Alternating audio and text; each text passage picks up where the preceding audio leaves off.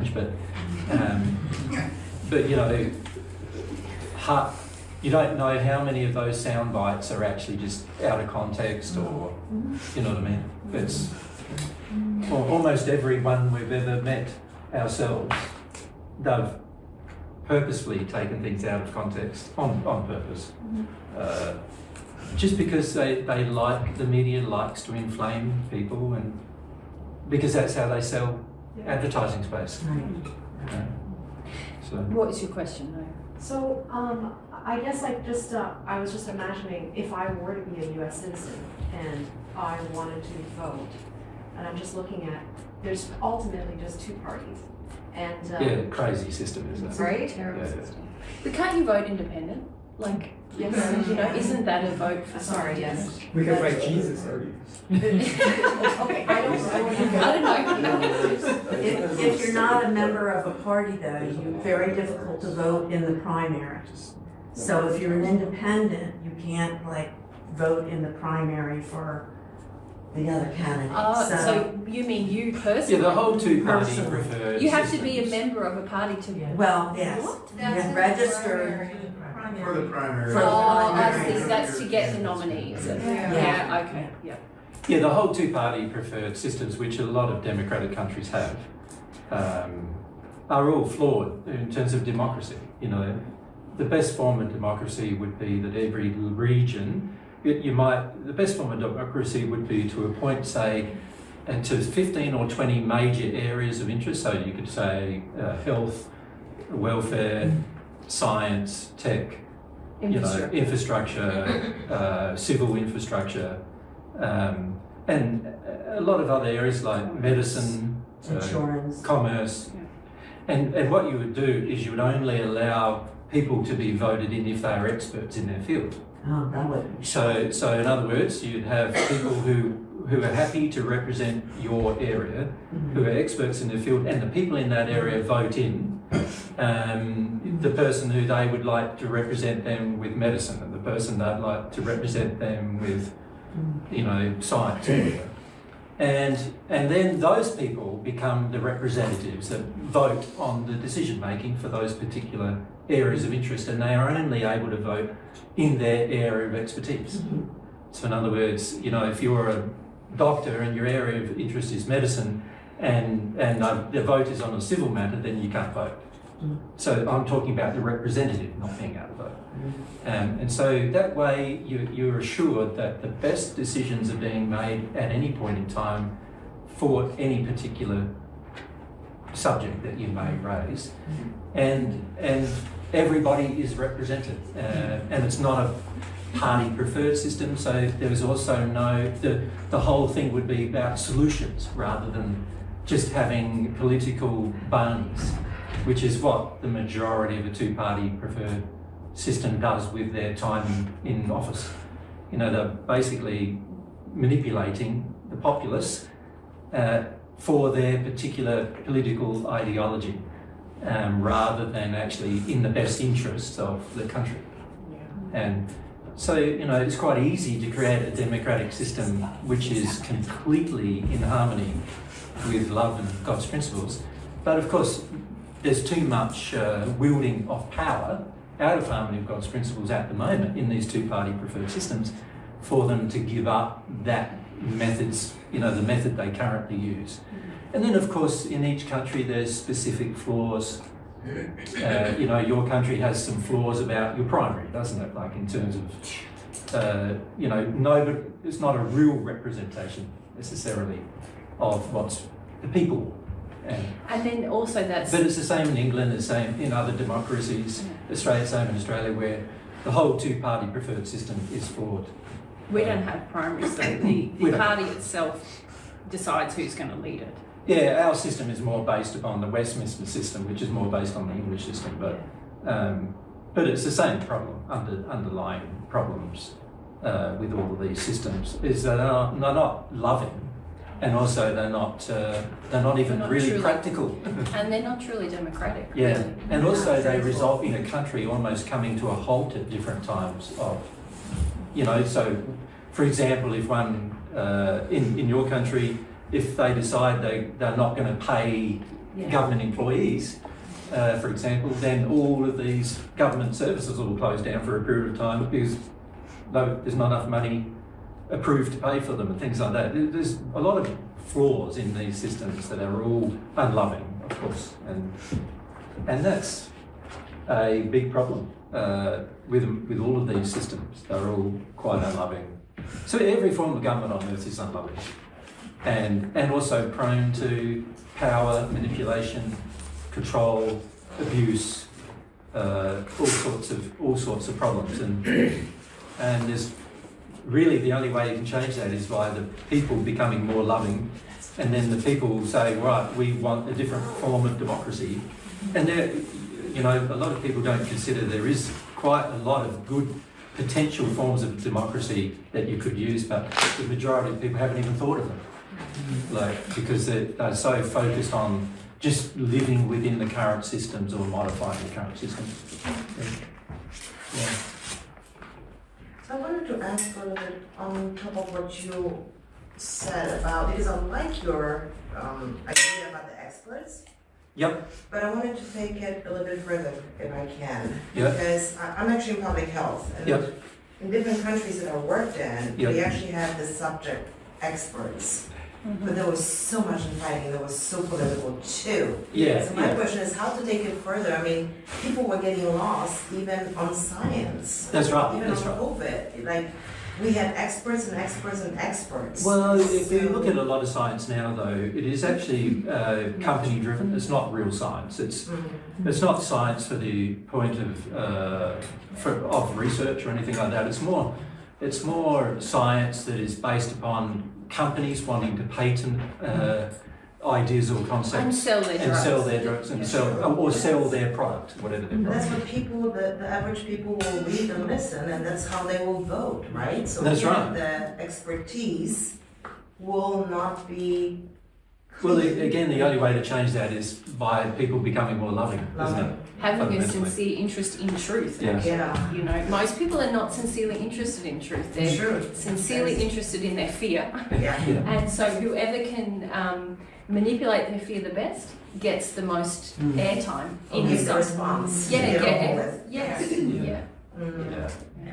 So yeah, if you look at every cooperative effort, it's very hard to get cooperation for lots of reasons based upon love more than anything else, and also lots of reasons based upon a desire for truth. And as many of you know, you often don't want to accept the truth when it's hard emotionally for you to accept. And so that's the same with every person on earth, you know. And if they've got an interest in a certain area of science, but they've got certain emotional things going on as well, then come in, welcome. Hello. No. Yeah, are you three together? Yes. Yes, is there three seats together? Can we? Yeah, good idea. Just if you could shut the door, yeah, just to keep the warm air in. Yeah, Yeah. it's cool outside.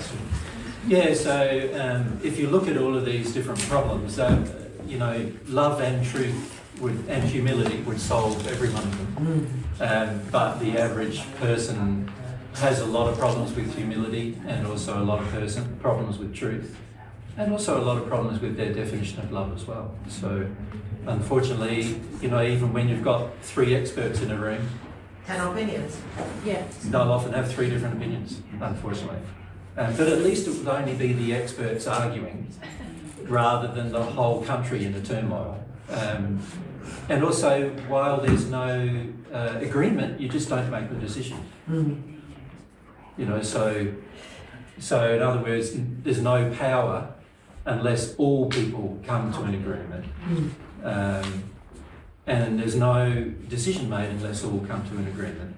And of course, individuals may have their particular pet issues, but having a political party with a lot of power behind that issue means that the person's not even really allowed to have their own vote. You know, if they're a representative, they're not really allowed to have their own vote anyway. For the most part, they're going to vote, you know, along what they call party lines, right? Because there's too much power to lose if they don't. And so all of these big problems that, you know, democracies could easily change. But again, it requires a loving, truthful, humble desire to make the change.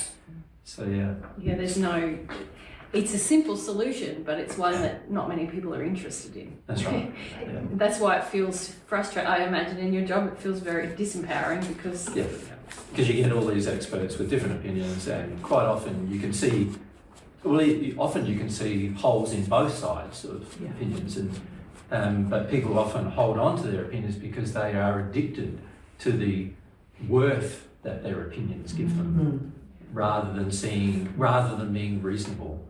You know, the only time that you should really hold on to your opinion is when it's in agreement with God's. So. Of course, not many people think that way, and particularly not many scientists or medical professionals. I've also experienced that sometimes it's easier. I mean, it's harder to have the right response. People will go much faster towards the wrong answer. Oh, oftentimes, yeah. It takes so much more energy to explain the correctness Correct. and the truth. Correct. Which is what we're going to find the next 3 days, right? Yeah. here we are. So maybe I just went up. Okay. Yeah. But you're right, because people are interested in their addictions, in their fears, in their laziness, if you like, and often the least efficient solution seems more palatable for those injured reasons. Really To frustrating. do the loving thing in a sinful environment requires some effort, and most people in society now don't want to make much effort for anything. We're even taught that we shouldn't have to make an effort. Yeah. You know. When you think about your own society, everyone's pretty much taught that life should be comfortable and easy. There should be no effort. You know, it should be seamlessly easy. No big effort needing to be put in, except with making money, perhaps. Yeah. But aside from that, when it comes to everything else, everything should be relatively easy. This is why things are poorly designed, poorly manufactured, you know, poorly conceived, but it's all based upon the love that is not present in the society. Yeah, and I would even go further that in the US, you know, capitalism is sort of seen as God, and it drives a lot of the inefficiency because they want people to keep consuming so that they don't create things that are lasting, because they want this continual money-making machine. And people are kind of in that machine without stopping and going, you know, I can be outside that. But also a third of your economy is based upon war, right? Going to war, making weapons of war. So when you've got countries becoming arms dealers, which is what all of the 5 primary members of the Security Council are, they're all arms dealers. They're the biggest arms dealers in the world. When you've got them being arms dealers, you can see, and their economies being propped up by arms dealing. And when I say propped up, a third of the economy, that's like everything you have, if the US stopped producing arms, you would have a third less.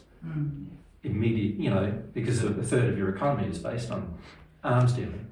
And when you've got countries with that amount of money being spent on arms dealing, then of course there's going to be a lot of corruption and a lot of hardly any focus on the importance of the equality of someone's life. Yeah, I was just reading something this morning that said that 90% of all films have violence in them, even children's films, and that is there's even lobbies in arms manufacture in countries like the US to actually glorify war, things like Top Gun and all these things. They make it seem real sexy and amazing, and you know, the gun lobby in this country, it's all driving this economy. Actually, it's all people invested in driving the economy. So even the entertainment that we consume is trying to push us towards violence. And, The video games. Everything is aimed towards it. And in fact, a lot of people, without it, they feel life's not exciting enough. Oof. If you're not in a life or death situation, then your life's not exciting. that's how detuned we've become from our feelings, is that you need extremes to feel something. Yeah. Can you speak a little bit about video games for children, like in Roblox, where they have like shooting each other? Yeah, well, I think rather than speaking about all these individual things, what we need to do is focus on some principles for the week. And then what we'll do is we'll relate those principles to things like that. Does that make sense? So because there are a lot of, we can discuss individual issues, but unless some substantial changes happen at the heart level. So an example of that is if children have a feeling they want to compete, and if children have a feeling they need to compete with others in order to get worth, then you can see that will drive a lot of behaviour, including their desire to play games where they can compete. And so, you end up with a lot of sports being created, which is all about competing, and a lot of games being created, which are all about competing, all about putting another person down because you were better than them, that kind of thing. And these kind of attitudes begin at very young ages because they come from the sins of our forefathers, oftentimes. And so what we need to really do is address the spirit or the feeling that exists in the person as to why they're attracted to these things. Because as you know, imagine if no child in the USA was attracted to a violent game. Now that would mean then that all these people who make violent games, right, wouldn't have a market. So they'd spend their 2 or 3 years making their violent game only for them to come crashing down financially because, they spend all this time making a violent game and nobody bought it. And the reason why people can make these things or produce these things is because people will buy them. And so what you really got to look at is why are people buying them, right? And that's a lot to do with the sin that exists inside of the average person as to why they're attracted to these kind of things and why they're attracted to buying them as well. So, if all the children had a sort of a very peaceful, non-competitive attitude with each other by the time they were able to play a video game, can you see that there'd be very few violent video games because there will be no demand. There'd be no demand. Yeah.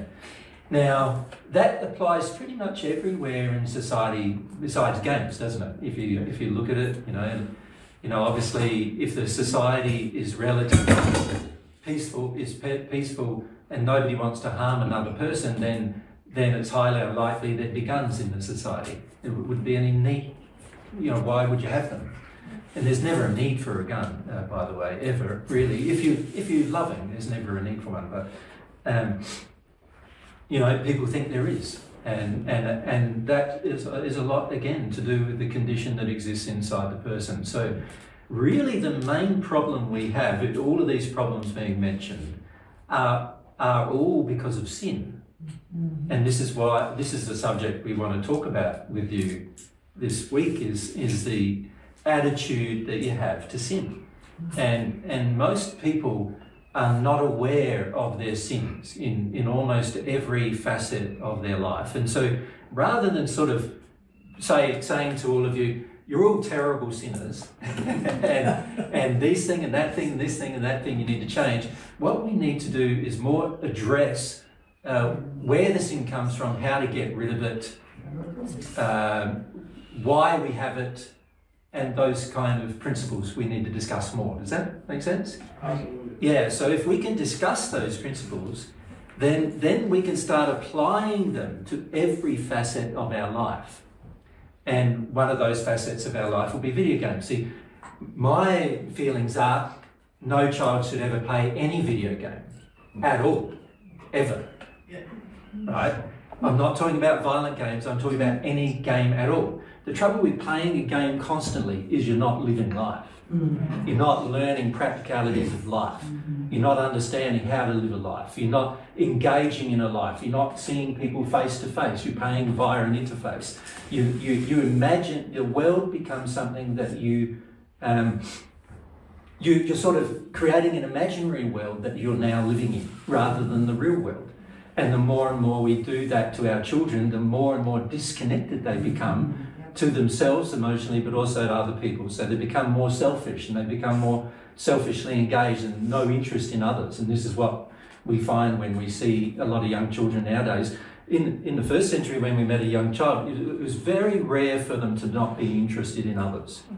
Now, it's almost the norm for them not to be interested in others, right the way through their childhood, right the way into being teenagers. And it's only when they start becoming adults that they start developing any interest in others. But even then, most of the time, the interest is selfish. Right? It's what can the person give me, or what does the person give me? And there's no real loving interest in others. So, you can see that a lot of these problems are much bigger than just like violent games. Do you see what I'm saying? So if you're asking my opinion, I know what God's is. God feels that basically anything to do with tech that disconnects you from, you can use tech to get a job done. That's if the tech helps you to get a job done faster, then sure. But anything to do with tech that's for things like TV. Entertainment, Distraction, getting away from your own addiction, fantasy, creating fantasy, all of it's not real. And if it's not real, then it's not good, because it's not based on truth, living a life of truth.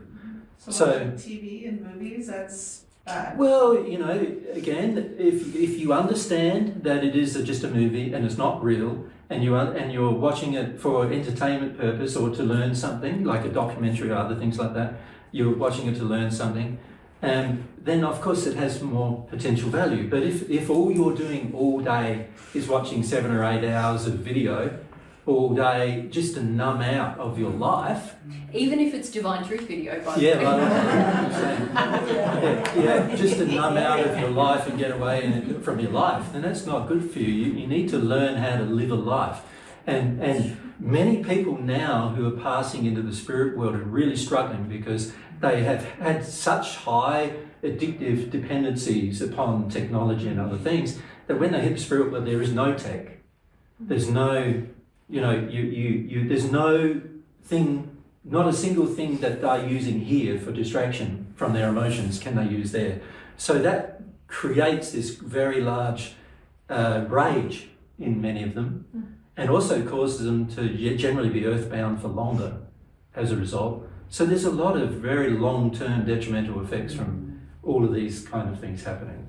And this is why we want to focus on this subject that we've chosen for you this week. Now, just before you start, babe, we might just... we need to do a bit of...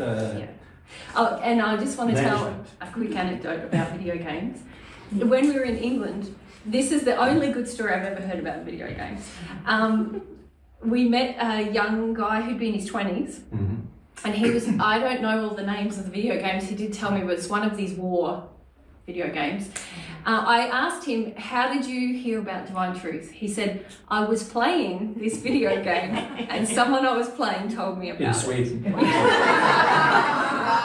And that was when he was 8 or 10. He's now in his 20s. I think he was 12. Yeah, 12 maybe. He was preteen. Yeah. And he was playing, which is terrible pre-teenager playing war game. Anyway, but he was in England, and the son of someone else who was listening to us in Sweden told him about Divine Truth. He's been listening ever since. I don't know if he still plays video games, but I thought that was the only positive thing I've ever heard about video games. That he now wants a relationship with God based on that. So, yeah. Well, not based on that, but... Based on his exploration of Divine Truth. Anyway, that's an aside. Our hosts, hopefully you've met your hosts, Patty and Jane. Where are you, Jane?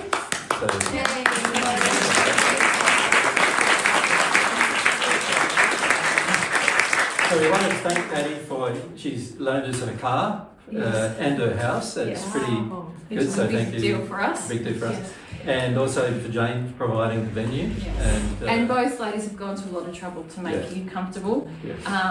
I'm not sure if you know, but Jane had hired portaloos, but unfortunately because of the hurricane, there's been some problems with servicing them during the week. So we're going to use the facilities in Jane's house when you need to go to the bathroom. Please be respectful that it's someone's personal home, and just do what you need to do and leave. For those guys, you just go out in the garden if you want. Well, we need to check with Jane if that's all right. Well, no, you've already But I think Jane's husband Jeff will also guide you in that process of where to go in the, and because there's Jane and Jeff have dogs as well, so just be mindful of not letting them out, or I'm not sure. Jeff will advise you. Yeah. Have you got any principles you'd like them to follow?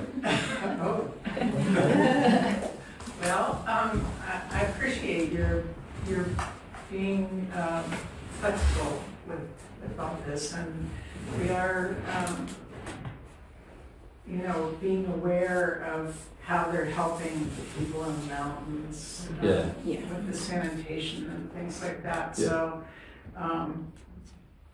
I am getting reports that we actually may get some servicing late today or something, so maybe we will tomorrow. Yeah. But otherwise, we have a couple bathrooms in the house, and if you're comfortable going outside, you're welcome to. We share the place with lots of life, so just kind of keep the awareness as you're out there. And Jeff is outside if you need any help being guided, if you where the toilets are. during the Thanks. Thank you. Jane. And Alicia's helped you with parking, so thanks Alicia with all of that. That's a good job. And in terms of our program, we're going to just go with it. You're already keen, so let's get into it. We'll have a lunch break, but if you do need to use the bathroom at any time, you're fine to get up and go. Just make sure you shut the door when you come in and out, just because the temperature's a bit cool outside. I think that's all. Yeah. Anything else? Yeah, I might have to go to the Phones. toilet now, actually. Yeah, I need to go myself. We might go now. Yes. If you do want to record audio, you're very welcome to.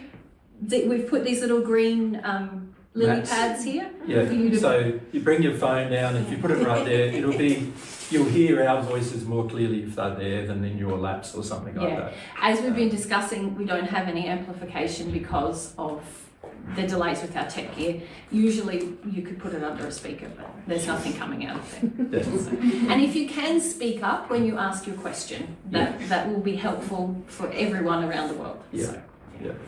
Okay, Good day. let's go and use the facilities ourselves. Yeah, because we've been talking to you beforehand, we didn't get to go. Yeah. You want to ask something? I have donation.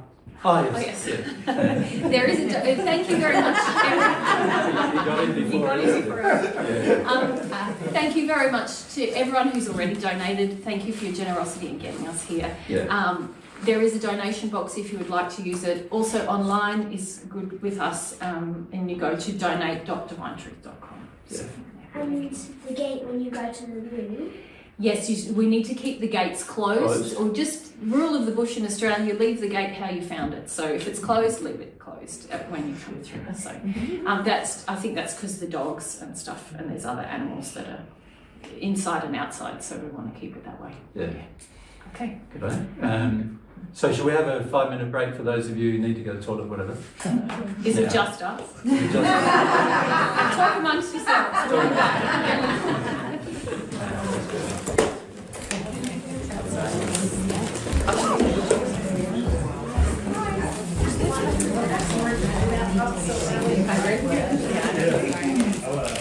Can we eat in here? Is it here? We eat outside? It's okay. Yeah, you're fine. It's fine. It won't be sloppy. He's gonna check with Jane, but I don't think there's any problem. Thank you.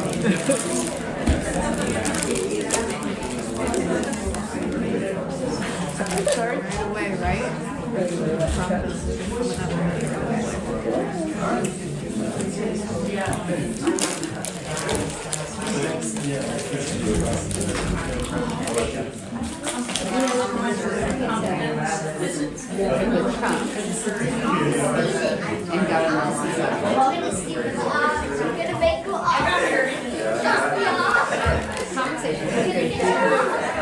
Actually solving a problem or actually change anybody's mind because as soon as it gets like dicey, this is the lady who now I get it. Chris mentioned you. I was like, Alicia. Is that right? It's Alicia, right? Okay. Did you come from Mexico? Yeah.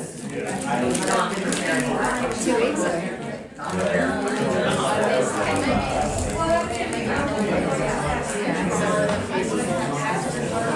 Yeah. Are you going to go to San Diego too? Or? No. Oh, you are?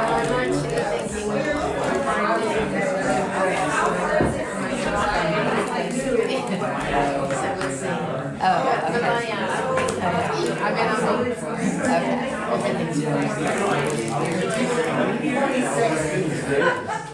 I like this one.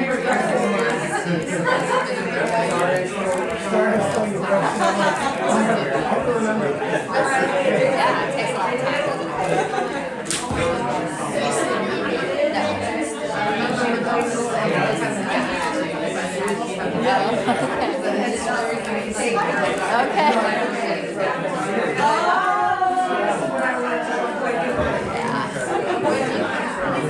Ohio. No, I drove. About 8 hours. Yeah. She drove about 8 hours too. New Jersey, yes. And then he drove about 8 hours to Pennsylvania. So it's a nice central. I was so glad I could drive. Like I didn't have to like go to San Diego or something. It was really nice to be on the side of the world.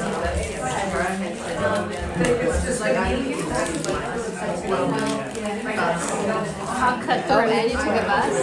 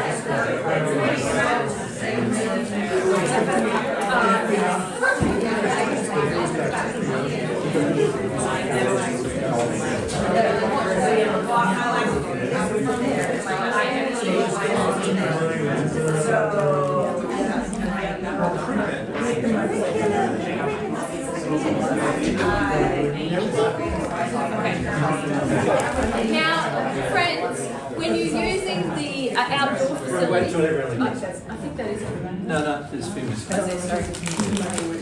Okay, no, false alarm. Just wait for everyone.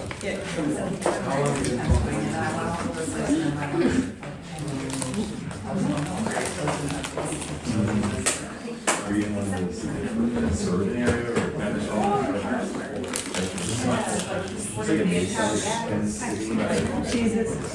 It's true to say anything coming from fear is going to be a sin, and fear is the opposite of truth. Yeah, that's what I'm about. Yeah. Fear, big driver of sin. Yeah. And most people don't think that fear is a sin. Right. What we like to justify it. Yeah. That's right. To excuse. Well, I guess we like to justify it. I guess. I mean, let's just be honest. But most people, if you say, oh, I'm afraid, you go, oh, okay. It's not just us, other people justify it. And I think I've had a lot of people get really angry at me when I don't do that. Yes. What's the word? Commiserate. Commiserate. Oh. See where that takes me. It can be really intense when you don't commiserate. Yeah.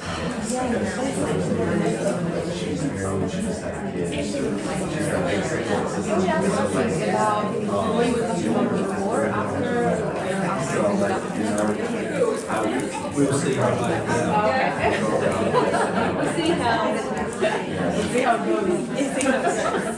She's here. Hopefully your question will be answered. By looking at the principles. Mary, that color. It's one of my favorites. Yeah. We do that with them. Last week we did that.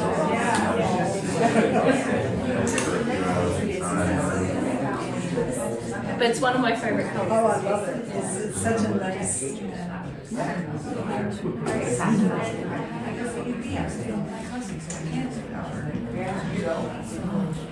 You almost said. Is there anyone missing? Two. Who's the first time we've met you? It's a lot of you, isn't it? Quite a lot. Yeah, majority. Yeah. In the physical. Nice to meet you. Sorry? In the physical, yeah, that's right. Do you meet us all in the sleep state? A lot of times, yeah. Sometimes, yeah. I have a memory of you meeting my ex-husband and A having lot of times we run actually just some listened. seminars in the Yeah. spirit world as well. Yeah. I don't know if it was imaginary on my part, whether it was real. I really don't. But Yeah. I woke up and thought, wow, Yeah. if he doesn't see Jesus, he's not as bad as I thought. Plus we have 200 bodies we use, I suppose. I'm sorry, We have about 200 bodies or so we use in the spirit world. 200 what? Bodies. You both have to. Yeah. So there's a lot of ways we meet people. So does that mean, so you each have 200? Well, it's Well, one soul. yeah. One soul. Are you simultaneously here and there, or is it just? Yep. Yeah. Do you visit our homes? Sorry? Do you visit our homes? In the spirit world? Well, in your bodies, do you go to our homes to like see? In our spirit bodies maybe, but not in our physical. No, No, I mean it's physically physical. Too many customs. Someone said last weekend that immigration is the strictest in the spirit world. You're not passing unless you got the development. It's not about paperwork, but it's development. You've got to show your credentials, but it's a soul So credential. it'd be nice if that was what it was like on Earth. Can you channel yourself to help you with your own progression? We've done that a few times. Yeah, we've tried. Hasn't been very It's helpful. It's psychologically tricky. Yeah. Yeah. Because obviously this experience is different to the experience Of the rest. of the rest. Yeah. It's just Do you have Getting that awareness of information all of through. that? Like Yeah. the 200 bodies you're teaching? Like, are you, like as you're standing here with us, are you able to be, I have a feeling you are, able to feel all that's going on Yeah, everywhere well, else? it depends how much of a. See, a lot of. Now we're getting off topic I'm about sorry. but just while we're waiting. For all the 14 who have returned, there's a process of becoming connected to their soul again.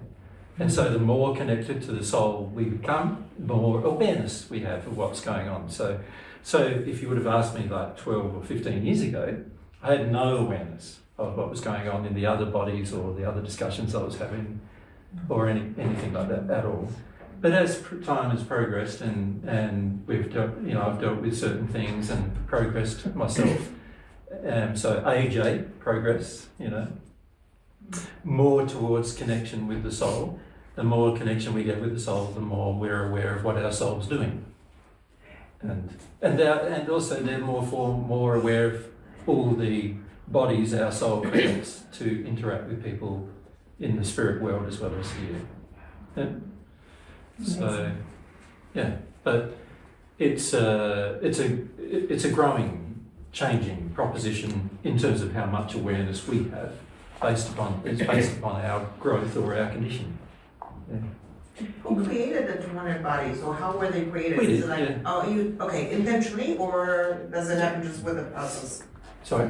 Does it happen just as part of the process, or is it intentional? No, it's intentional, yeah. Oh. There are times when, it's good to be face to face with a person, to have discussions with them, and sometimes you want to be face to face with lots of different people. And in the union state, you can process information a lot more quickly than you can on Earth or in the spirit world in the other states. And so you can maintain multiple conversations with people who think they're just having a conversation with one person, but you're having it with hundreds of people at the same time. So, does each soul have 200 bodies, or is No. it just... No, It's not necessarily 200 at any given time. no, we It's create just, them and get rid of them. So, Yeah, it's just as needed. yeah. We don't create them and they're permanent. The spirit body we have now, that's permanent. Yeah. Because that's We've got attached two to spirit this- bodies that are permanent. Yeah. The one we're in now, and also the one both of us were in the first century. So you could say there's 4 spirit bodies that are permanent for the one soul, and then the others we create and disintegrate as we need them. But that's more a function of our complete soul, not us, as in not We are just- AJ Mary kind Yeah, of. we are just bodies again. Yeah. The difference for us here is that we are very mind dominant still, which is what we're trying to get rid of. Does the soul have a name? Sorry? Does the soul have a name, like No, not really, but a No. personal name? we refer to it as jam. Yeah.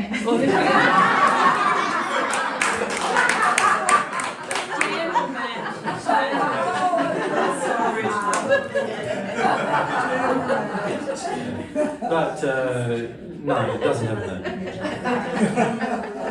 it have a membrane or Sorry? sort of an edge? Does it have a membrane or an edge or a form? Well, now we're going to get onto subjects that are way off. We're getting right from sin, aren't we? The problem with talking about us is that it doesn't benefit you very much. Okay. So, at some point, I suppose, we will spend a bit more time answering those kind of questions, but we feel there's more important things to discuss than Mary and my personal experience. So we understand that you might be interested in our personal experience, and so when we have completed some important subjects, then we might leave it open to revisit this maybe on Sunday or something like that. Make sense? A question about this. Are we all here for a reason, like law of attraction, that we're here to learn about This a relation, this particular topic? No, you're all here by desire. And that's not a reason that has been preordained or destined or that God hasn't selected you. I just wonder whether law of attraction, like we are all, for some reason, we needed to hear this lecture on sin. Well, everybody on earth needs to hear this. Absolutely everybody. And, the truth is, though, that you guys you're here, but you didn't know what the subject was, right? Before you came. So, and of course we didn't either. We decided a few weeks ago that the main problem we're having when we're talking to groups of people is they really don't understand their own sin. And they don't understand how it affects their relationship with God. The significance of your personal sin on your relationship with God and your life and So we want to help groups of people with regard to seeing why dealing with their sin and coming to know about their sin and also coming to have a different relationship with their sin. So most people have a very protective relationship with their sin. So they're always trying to protect their sin from being destroyed and also from being exposed. Most people, and this is why a lot of people get pretty angry with Mary and I, because whenever we attempt to expose sin in people we meet, most people get pretty upset and angry and bitter and twisted about it, and they don't really understand why, what relationship you have with sin. And so it's very important to see firstly how the relationship with God is affected by the sin, but it's also important for you to understand that your attitude towards your sin needs to change. It needs to go from being protective about your sin and wanting your sin and desiring it to continue, to wanting to destroy your sin and wanting to get rid of your sin and no longer having a desire for it to continue. The problem, of course, is for most people is that they are completely unaware of how many sins they're committing even in the course of the day. And the sins you're committing in different areas of your life: physical, sexual, emotional and spiritual areas of your life. There's all sorts of sins being committed every day.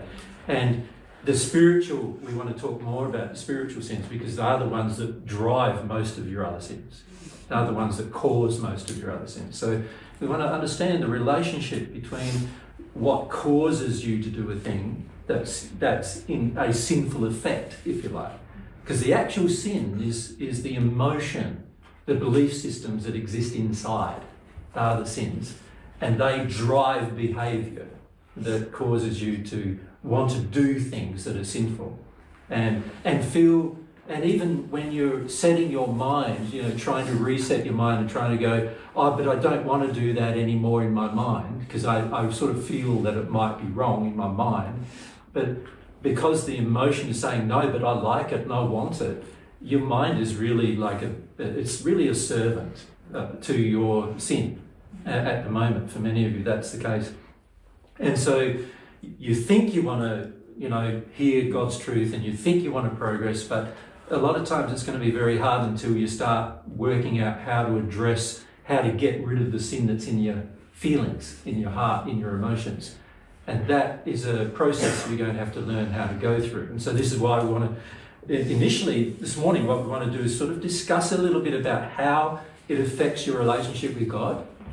And then what we'll do is we'll open up into 4 major areas and talk a bit about those areas. But we really do want to focus on the principles in the time we've got with you. Because the principles are things you can apply in every aspect of your life. But when we discuss just one little thing or one little subject, then what do you do when the next subject comes along? If you don't understand the principles, you're not going to be able to apply principles to every topic of when you're dealing with your own sin in your day-to-day life. Does that make sense? Mm-hmm. So it's really important. Firstly, we want to say that the relationship with God requires an awareness of sin, but it's not just an awareness of sin. The first part of becoming aware of sin is just becoming aware that you are doing it, and that it's wrong. But then you get to the stage, you're going to have to get to the stage at some point in the future where it's deeper than that and it actually goes into your feelings. And in your feelings, you are saying to yourself, I know that's a sin, I don't want to do it anymore, and I feel sorry about doing it, I feel repentant about doing it, to the point where emotionally you're so distraught about doing it anymore that the point of repentance is reached. And then you can pray to God for forgiveness, and then God can help you with the cause of that sin. But until that point in time, God can't help you. There has to be a process you go through to get your will engaged in such a way where God can help you with your sin. And most people we find are not acknowledging or even aware that this process is a requirement for you to receive or continue to receive God's love. And so a lot of times people pray sincerely first, they receive a little bit of love, but then when it comes to repeating that process, they can't repeat it. And the reason why they can't is because of their sin and their relationship with sin.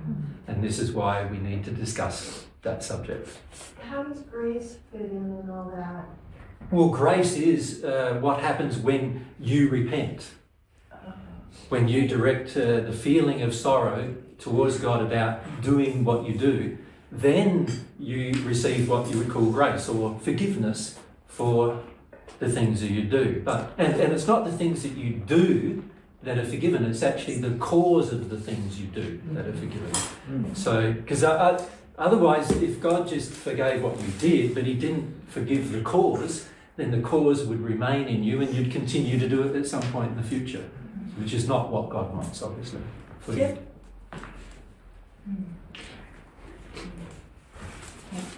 Obviously, also the earth life. Can we proceed with the discussion before you ask your question? And also, when you ask questions, can you please raise your hand And wait for us to select you.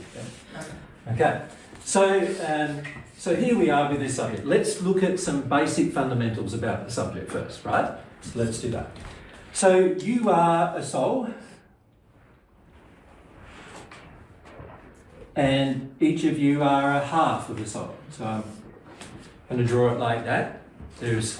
So if your attraction is heterosexual, then the other half of your soul will be the opposite gender. If your attraction is homosexual, then the other half of your soul will be the same gender. But there's bodies attached, isn't there? You've seen me draw this before, right? Many of you. 2 bodies attached to your half of the soul, the physical body and the spirit body. So the other half of the soul has the same attachments to 2 bodies.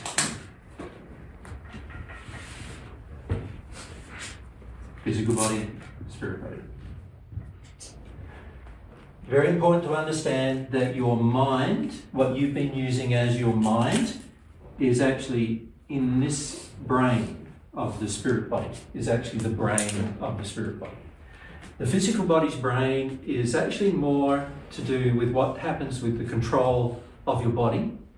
And so your physical body brain is primarily focused on defining the functionality of your physical body and how it needs to survive and how it draws breath and how it does a lot of functionings that are automatic, you could say instinctual, that occur, and the physical body's brain controls a lot of those functionings. And so if the physical body gets damaged in the brain, obviously some of those functionings no longer work, right? Now the spirit body also has a very similar relationship with its body and its brain. The spirit body has a brain which controls the spirit body's functioning. So the spirit body has organs, just like the physical body does, and they are not the same kinds of organs, although there are similar ones. So for example, your spirit body has a heart that pumps it. It pumps about twice the speed of your physical body's organ heart. So the spirit bodies will go anywhere up to 500 beats per minute with the heart on the average, whereas, as you know, the human body, physical body, generally about 200 beats per minute is about the maximum. Sometimes a little higher, but that's usually not that good. Right? And so the same applies to the spirit body. The spirit body has a heart. It has sensory apparatus. So if you think of your physical body, you've got your senses. You've got your sense of taste, touch. You've got your sight, your hearing, smell. Now, all of these senses are actually a subset of the senses that the spirit body has. So physical body with its sense of sight has a limited range of sight that is between the infrared and the ultraviolet spectrums. The spirit body has eyes, which so when you pass, you'll look the same. You know, you might, depending on condition, you might look older or younger than you currently look in your physical body, but you have eyes still, and you still have ears, and you still have a nose, and you still have arms and legs, and so everything is recognizable, right? But everything in your spirit form is a superset of what is available in your physical body. So in your physical body, you've got a sense of sight, but you can't see anything other than between the visible spectrum, what we call the visible spectrum here on Earth, which is between infrared and ultraviolet. But in the spirit body, you can see a wider number of light spectrums so you can see into the infrared and you can see greater than the ultraviolet. And what that means then is that colours in the spirit world are different, because the mixture of colours are a mixture of the wider variety of light spectrums. And so one of the things you'll realise in the spirit world when you pass is that you can see things that you couldn't see on Earth because they are in a different light spectrum than you were able to use on Earth. Make sense? And these things are a normal part of your design. But let's focus on the important thing. When we're using our senses, so if we look at our senses, you've got your 5 senses, right? That you so-called 5 senses. There's more, by the way, than 5, but the average people, science and medicine just looks primarily at the 5 senses because they're the physical things they can measure, right? But what have you got? You've got sight, touch, smell, Hearing. taste, and hearing. And by the way, smell and taste is really one sense. Right? But these senses, you could say, combine to help create an experience for you, don't they? So let's say something goes on in your childhood or something goes on in your life now, and you engage in some activity of some kind. In that activity, so let's say you're just riding a push bike. Let's say that's the activity. So you're riding along, you got the feeling of the wind in your face, right? So your body is sensing how fast you are going already. You can see, if the sense of sight is intact, you can see where you're going. You can look around you as you go. You got the sense of the feelings, which enable you to balance, but that's also a part of your ears, isn't it? There's an equilibrium thing going on inside of the ears, which is not related to your hearing, but that keeps you in balance and it makes you balance your bike so you can, not fall off your bike. And then you've got the smells that come past you as you're riding. So it's all one experience, isn't it? So when you say, let's go out riding a push bike, it's not a bland experience. It's an experience pregnant with information.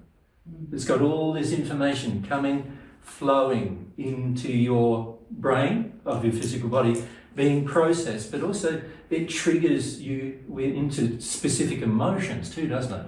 How does it feel? Having the freedom to ride a bike and feeling the wind in your face and all these things. So there's this experience that you're going through. And you could say all of that is adding, so all of these things are adding, along with emotions and other things, are adding to the experience. So I'm experiencing. It's creating an experience. And that experience is getting stored as a memory. So you can say your memories are not just intellectual in nature, they're the memories of the smell and the taste and the sound and the feelings in your body and what you saw. It's adding all of those things together and creating an experience which you remember. Because when somebody says, let's go for a bike ride, your previous experience is drawn into play in the new experience as well. I remember how to ride a bike because I've learnt these different things physiologically as well as with regard to balance and a number of other things, but also like the experience because I've had all of these wonderful experiences about it. Now, of course, if every time I've ever ridden a bike I fell off, then your memory of the experience is going to be quite different, isn't it? Mm-hmm. Right? And also a little traumatic. And if you hadn't dealt with that trauma from falling off in the past, imagine somebody says, oh, let's go ride a bike. I'm going, no, I don't want to ride a bike. Every time I ride a bike, I fall off, and it's painful and I hurt myself. And so I don't want to do that. So you can see how the memory, if it was what we call a good one, a good memory, we probably want to do it again or do it better or faster or, whatever. If we had a good experience, generally we want to repeat it at least. But if it was what we call a bad one, or one that caused us to feel pain or suffering, then generally we're going to go, I don't want to really have that experience again. Can you see that? And if I don't release the pain of the experience, then that becomes a part of my memory of the experience. Now, in becoming a part of the memory of the experience, can you see I'm now storing that memory? I've got a whole heap of things going on with that memory. And that memory is getting stored, firstly, it's getting passed, all the sensory apparatus are getting passed from the physical body into the spirit body, and then of course it's getting passed into the memories that are stored in the soul, which are all emotional or experiential in nature. And so all of the memories, the smell, the taste, the hearing, everything else. Welcome. Have we got some extra? No, these guys are. Oh, you guys are. And so all of the experiences of the memory are now being recorded in our soul as well. So there's a very quick summary of how you store information, right? And if you understand that, we can start understanding sin to a degree, right? So what is sin? It's every time that something happened that was out of harmony with God's love, there was an imperfection in what occurred, and that is sin. That is missing the mark of perfect love. Now, sin can be broken into a number of different areas, just for the sake of discussion. In that it can be into, we're going to break it into 4 different areas. We're going to look at spiritual sins, emotional,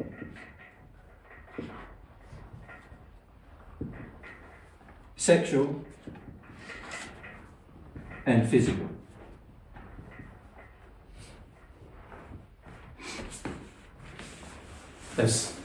And we're just going to break it into those areas for the sake of the discussion. Does that make sense? All right, so we've got the senses that are creating the experience, but as I said, we've got all of the experiences get created emotionally. Now, these experiences began from the moment of your conception, and they continue now for the rest of your existence. So before the moment of your conception, you weren't self-aware yet, right? You were only aware of what you needed to do instinctually. So instinctually you knew you needed to incarnate, but it's not like you knew it. It was just an automatic function that God created for the soul to incarnate, and it needed 2 bodies to attach the half of the soul to in order for incarnation to occur. So for incarnation to occur, the soul, the half of the soul, must have an automatic desire to connect to 2 bodies that have been created for it. Right? And that desire, which is not a self-aware desire, but it's an instinctual one, causes the soul to attach itself to 2 bodies that were, you could say, conceived at the moment of conception. 2 bodies were created, not just one. There's a spirit body and a physical one. And the soul attaches itself to the spirit body, and the spirit body is attached to the physical body through a cord. So you're really attaching to the spirit body, and then the 2 bodies, of course, are now being affected by the same soul, the spirit body and the physical one. So this is the process that every single person who's ever lived on earth will go through, and everyone who will ever live from now on will go through. And that process is automatic, it will continue. And part of it is that so that you can have senses and an experience that is emotional in nature, but also sensory in nature, so the soul remembers things. So you could say that what happens to you is all of these things become the memories of the soul. So you've got a whole set of memories. Now, every time that soul or the soul of others interacting with that soul sin, in other words, they do something out of harmony with love, or you choose to do something out of harmony with love, the out of harmony with love causes the storage of an experience that's also out of harmony with love, which is the sin that exists inside of you emotionally. Right? And every time somebody else or you have made the choice or decision to sin, and somebody else, if they affected you. So an example of that is, let's say your mother, while you were in the womb, decided she was going to continue to drink coffee, for example. That will have a negative effect on your body, but it'll also create a negative effect on your soul, in the sense that your soul will have a longing for that smell or that taste. Does that make sense? Yeah. Which then causes, when you're born and as you start growing up, it causes you to have a longing for something that you didn't even know about, that you were longing for in the womb already. Right? And this is why women who are taking drugs, for example, during gestation, during pregnancy, obviously the poor children have these longings for different substances that they would otherwise not have longings for if that wasn't occurring. So that's how a parent might affect the child through the parent sin. But then the child also will make decisions as well about what it wants to do with its life. So let's say it gets to school age and it decides that it wants to, it meets another person and the other person they find a bit challenging for one way or the other, and so they want to compete with them. So now the child is engaging in some sin. And the child's sin will also be a part of their experience. Right? So now you've got a mixture of sins that you could say that are of the forefathers, foremothers as well, of course, and sins that are my own, that I'm engaging and storing as memories, which are all a part of my total experience. They're a part of my total experience, which is sensory as well as emotional. So all of my senses are involved. So how does memory relate to belief, relate to sin? Is that something to discuss? Well, as you have your experience, you can see that you start to believe certain things about your experience. Can you see that? So an example of that is, let's say my mother only gave me approval when I did something for her. So I was a child, and the rest of the time she never approved of me, but that the only time she had a feeling of approval of me is when I actually took an action to please her. So let's say that happened. Now, I would start through the experience going, I noticed my mother's response to me doing things to please her. The response feels good to me. Right? Me pleasing her feels good. Me pleasing her and seeing the smile on her face and her approval come to me makes me feel good about myself. So now I store a belief, which is a part of the experience, which says I must please women and get that feeling from them. That feeling is nice. I like it. So I'm going to do it again, and I'll do it again, and I'll do it again. And the more I do it, the more I get approved of, the more dependent I'm becoming now on that experience. So now a belief is developing, which is bigger actually than the experience, because it's telling me what to do in the future. The belief is really, you could say, my faith is developing. It's a corrupt faith, but it's a faith that says, if I please women, they'll like me. And also, if I don't please them, they don't like me, and that feels terrible. So now I've also got the feeling that I've got to please women in order to be good, feel good about myself. Right? So that's now a belief that is now established inside of my memories. And you could say it's a corrupt faith. Yeah? A faith that's saying, unless I do that, I'm not going to be approved of. Right? So it's just an example of how a belief gets constructed over time. Now, some of those beliefs come directly from your family of origin, but most of them come through your experience with them. Right? In other words, you had an experience with them that was sensory in nature, and as a result of all of these senses and all these feelings that you're getting from the other person, seeing the expressions on their face and so forth, then you learn behaviour, and then you attach beliefs to that behaviour. And so now you, inside of yourself, have beliefs that are sins that will drive your future behaviour. And this happens to everybody. It's not, no one's immune to the process. And unfortunately, as a child, you don't have the intellectual development or emotional development or awareness to be able to repel negative experiences. So you're just having them, and you're just measuring them based on the senses, how it feels to have them. Right? So if I pleased a woman, for example, like I pleased my mother, but my dad got angry, and my dad's rage was bigger than my mum's sense of pleasure, now I'll see, if I please women, I'm against the men. Right? And the man's experience now will dominate, my experience with the man, my dad, will now dominate my memory. Right? So now I might have a feeling of, if I'm with men, I'm not allowed to please women.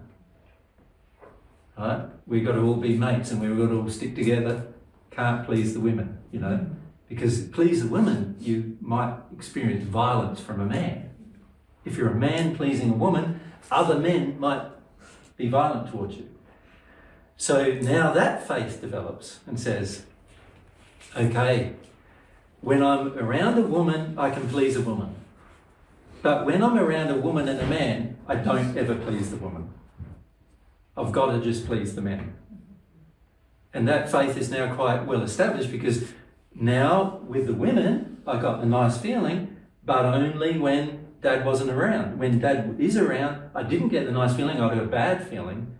So now I'm starting to learn behaviour, right? My memories are now storing all of the complexities of this behaviour into my soul. My soul is now having a developed faith that says this is what's going to occur in this circumstance. So the memory itself is a sin if it missed the mark of love, the stored memory. The if I stored stored memory. it, so I didn't release it as it happened. Correct. So that's a sin. But then also my corrupt faiths are also a part of my sin, because Correct. they're beliefs about the future that miss the mark of God's love. Correct. They're out of harmony with love. They are beliefs that exist without of harmony with love. And as a result of that, they are now sins as well. Yeah. A question I have is, from God's perspective, is the memories more, how it forms you, is it more statistical in nature? Like, is it just basically a tallying mechanism almost within the soul of intensity, or is there some degree of interpretation in how it gets stored? Of course, there is interpretation. In fact, the interpretation goes on a lot more than the actual memories themselves. The interpretation is very important, because that's all about your feelings. That's all about your emotions, and it's how, remember, the soul is emotionally centric. So in other words, the brain of the soul is its emotions. So the soul doesn't really have a brain as you know it in your spirit body. It has the brain of the soul is the emotional experience of the soul. So all of the experiences you're having sensorily are all getting passed into and being assessed emotionally. How does it feel to have that experience? So this is why when you sit down and see a beautiful sunset, you feel a sense of peace and all of that kind of stuff. Some of you would feel. Other ones, night comes and you feel dread. It will depend upon what happened in the childhood as to why you feel dread when night comes versus why you feel peace when it comes. And that is all assessed by you as an individual based on your prior experience. And of course your prior experience is a lot based upon your choices.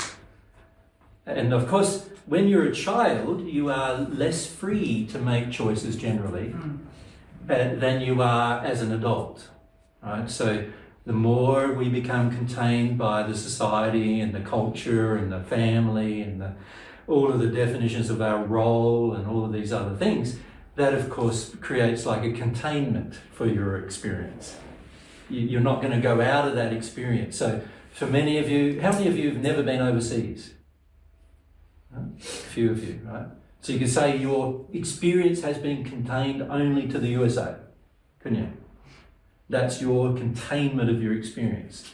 And so you don't really know what it's like, aside from what you read or what you see, through media or whatever. You don't really know what it's like to go overseas, not yet. Until you've done it, then you have an experience, and those experiences will get stored. So if it turns out the experience was bad, you won't want to go overseas again. If the experience was negative. Like, let's say you went overseas and you decided you were going to go to England, and while you're in England there was a tube bombing, and you were in it. Right? That's going to be pretty tricky next time you try to go overseas, isn't it? Like, if you don't release that experience is going to define whether you go overseas again for the rest of your life, that experience. And so you can say that the memories are all getting passed into the soul, and your soul has a complete record of every memory, but they're also getting assessed by the soul. The feelings of your soul, so you have feelings about the memories. And some memories you don't want to remember, right? And some memories you do want to remember.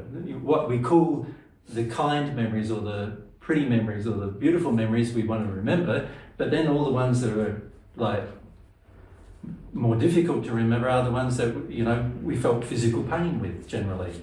And so we don't want to remember those. So now our mind, our soul, the brain of our soul, which is our emotions, are making selections. I don't want to have this, I do want to have this, I don't want to have that, I do want to have this. And those selections will depend greatly upon what memories we have stored in the soul and our prior experience. Make sense? Yep. There seems to be a period where you have memories, but then they fade positiveness. Does that mean that then or for my example, that I have worked through the bad stuff? Because I'm only remembering the good stuff. Yeah. And I try to grab it back, but that happened too. But yeah. Well, what's happening for yourself, which might be different. See, the answer to the question is really for yourself, not necessarily for others. But for yourself, there is you're reframing your memories, and this is a common thing that a lot of people do. They reframe their memories so they forget the ones that are bad, because that makes them feel like they have a better experience, and also makes them feel less troubled by the memories that are bad. And this is something we notice many of you in the US in particular do. You make everything look good when actually a lot of things are not good at all. But you make them look good by taking what you call the positives out of it and then leaving aside what you call the negatives from it. And in fact, this is why Alzheimer's is a growing disease on Earth, because people are trying to do that so much using their mind and selection through their emotion, they get to the stage where they can't remember even who they themselves are. And in fact, your soul's intention to do that causes a destruction of certain things going on in your physical brain that causes you to lose the pathways to those memories inside of your own brain. And these things are the subsequent result of the denial of memories, all memories in the soul. Right?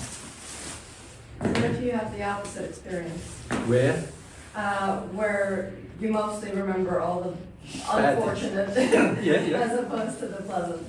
Yes, a lot of times a person gets an addiction to doing that based on their fears. So what happens there is that you've had one bad experience, you have another bad experience and another bad experience. Or usually it also happens for children who have been given sort of a fair bit of leeway in their childhood where they weren't ever fully responsible for their own experience as a child. And what happens there oftentimes is the parents do a lot of things for the child. do a lot of things where the child doesn't have to feel the consequence of its decision, things like that. And so what happens when you grow up to become an adult under those circumstances is that you only want to have good experiences, and then any negative experience becomes something you're terrified of, right? And then because the terror generally dominates, you will start living in your terror rather than living in the good experiences and feeling that you can't cope with the negative experience. Does that make sense? Like you can't even bear to cry. You can't even bear to have shame or guilt or some other emotion. You can only bear to have not good experiences. And so under those circumstances, you will have a tendency to get very afraid of any future experience. And then after a while, if you're not careful, you'll start choosing to have no experiences. Right? Which eventually has happened for yourself, isn't it? So you start going, well, any experience might be bad, and I can't handle it if it is bad. So this is a corrupt faith, of course, but we feel that, and we say, I can't handle it if it is bad, so I'm better off not having one. I'm better off not acting. Make sense? And then, of course, we want other people, so there'll be high demands for other people to do all the things we find hard to do, rather than actually taking action and letting ourselves go through those negative experiences. And this is the damage that parents often do to children, particularly in Western societies, where children are basically fundamentally taught that they are not able to cope with life. They're not able to cope with a bad feeling. And so that'll make you very attracted to things like medicine to overcome your bad feelings. So antidepressants, drugs, and other things like that will make you very attracted to that. Make you alcohol, substance abuse and things like that, because you've been taught from childhood that you can't really handle it without it. Yeah. And so, yes, so remember the child, as he's growing up, is assessing everything, all these experiences, and having all these experiences, many of which are now being stored as beliefs, in other words, faith for my future, that are all false, that are all out of harmony with love, but we believe them.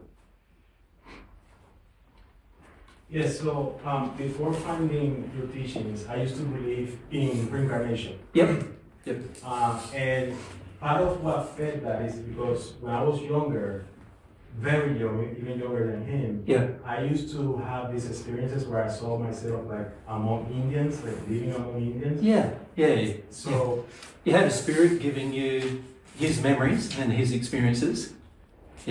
And those experiences were entering you. And as a child, if we haven't been educated that they are not our experiences, and we also don't see necessarily the person who's giving us those experiences, then we can start to create beliefs, spiritual beliefs, that you could call them almost religious beliefs, that say, I'm a reincarnated being, for example, or I used to be a monk, or I used to be I used to be an Indian, I used to be whatever experience. And so the child, remember the senses that I mentioned are not just these senses.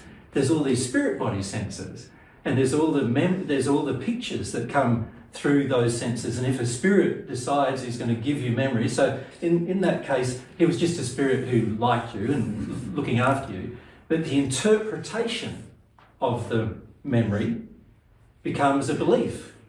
And then that belief gets acted upon. And this is why there's so many beliefs on earth that are actually being acted upon that come from spirits. But because we've made the wrong presumption, and so you could say the soul is also making presumptions. It's not having.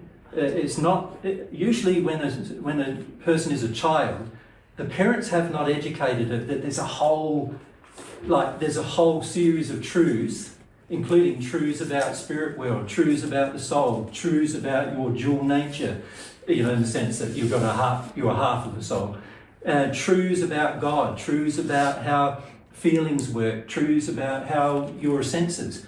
If you think of the education you get as a child, if you were told from the age of 5 that, oh, you've got senses, and these, you know, educated about your senses, and educated about the emotions and the experience, and educated about memories, and educated about spirits and passing you experiences, and you're educated about this at a very young age, then you'd have a lot more ability, wouldn't you, to say, oh, I understand that experience properly now, you know, with the truth, what the truth is, God's truth. But because most of our parents have their own beliefs that they're hanging on to, their own way of life they're hanging on to, their own religion they're hanging on to, their own culture they're hanging on to, their own faith, which is often corrupt, that they're hanging on to, then of course that's going to we're going to experience a lack of education, but all the things that are still happening, and we'll start making presumptions about those things happening because we haven't been educated yet. Yeah? And then of course, once we've made those presumptions and they become beliefs, now we'll start acting upon them, right? And then, you know, that can cause a whole heap of other things to start occurring then. You know, decisions that I'm making, acting upon a false belief, actions that I'm taking. It becomes harder. It becomes harder, yes. It becomes much more difficult, yeah. And many people experience that, of course. And again, a lot of it is happening through a lack of education of the child. You know, by the time the child is, you know, I would say by the time the child is 5, the child should really be very comfortable with its own emotions, very comfortable with any spirit interaction, very comfortable with caring for itself, very comfortable with cooking, cleaning, looking after itself, earning an income even, by the time it's 7, earning income, very comfortable with all these things, very comfortable with his own emotions. Imagine if the child was like that by the time they're 7. By the time he's 12, he's probably going to be, you know, have his own work that he loves, and he's going to be doing that. He won't need to go to school anymore because he'll already have a university degree by the time he's 12. And this is what children are capable of doing, but because of the education we're generally giving them, where our culture, our religion, our faith, our desires, our competition emotions, and all sorts of other things are being passed into the child is now in a restrictive bubble as to what it's going to choose in its future and what decisions it's going to make as well.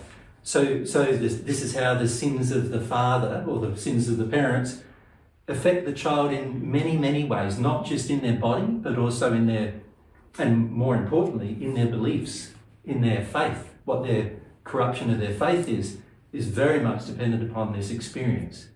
Make sense? Yeah. Yeah. A question that sparked from that was, what are your thoughts on like homeschooling as far as isolating children from kind of the quote-unquote corruption of the world that you can't control as a parent? Yeah, well, it's a bit off topic, but if we look at it from the point of view of this, you can see that any experience where I'm isolating the child from an environment is going to be at some point in future damaging to the child. You could say that the child, when it's going to school, let's say, or in other words, surrounded by other children, right? The child is having to have experiences that are without its parents' control, outside of its parents' control. This is very good for the child, to have experiences that are outside of your control. Because it can, and then as the parent, you're the educator, and you educate them how to deal with those experiences in a loving manner. The more experiences the child has, the better. So when we homeschool, we're reducing the amount of experiences the child's actually having, and we're reducing its capacity to understand love in an environment that's not loving. Mm-hmm. We're actually causing it to no longer be able to cope and stay in a state of love itself in an unloving environment. Right? Which is a required life skill. Which is a required life skill on Earth at the moment because of the sin of Earth, right? So we're actually restricting its own ability to be able to be emotionally aware of itself and emotionally aware of how to deal with negative emotion, how to process it, how to deal with it, how to function when it, you know, and release it. We're restricting its ability to learn all of those things. So frequently, what we need to do is learn to help the child have more experiences. But as a parent, our own beliefs, such as I don't want my child to be hurt, which is often about our own hurt, from our own past.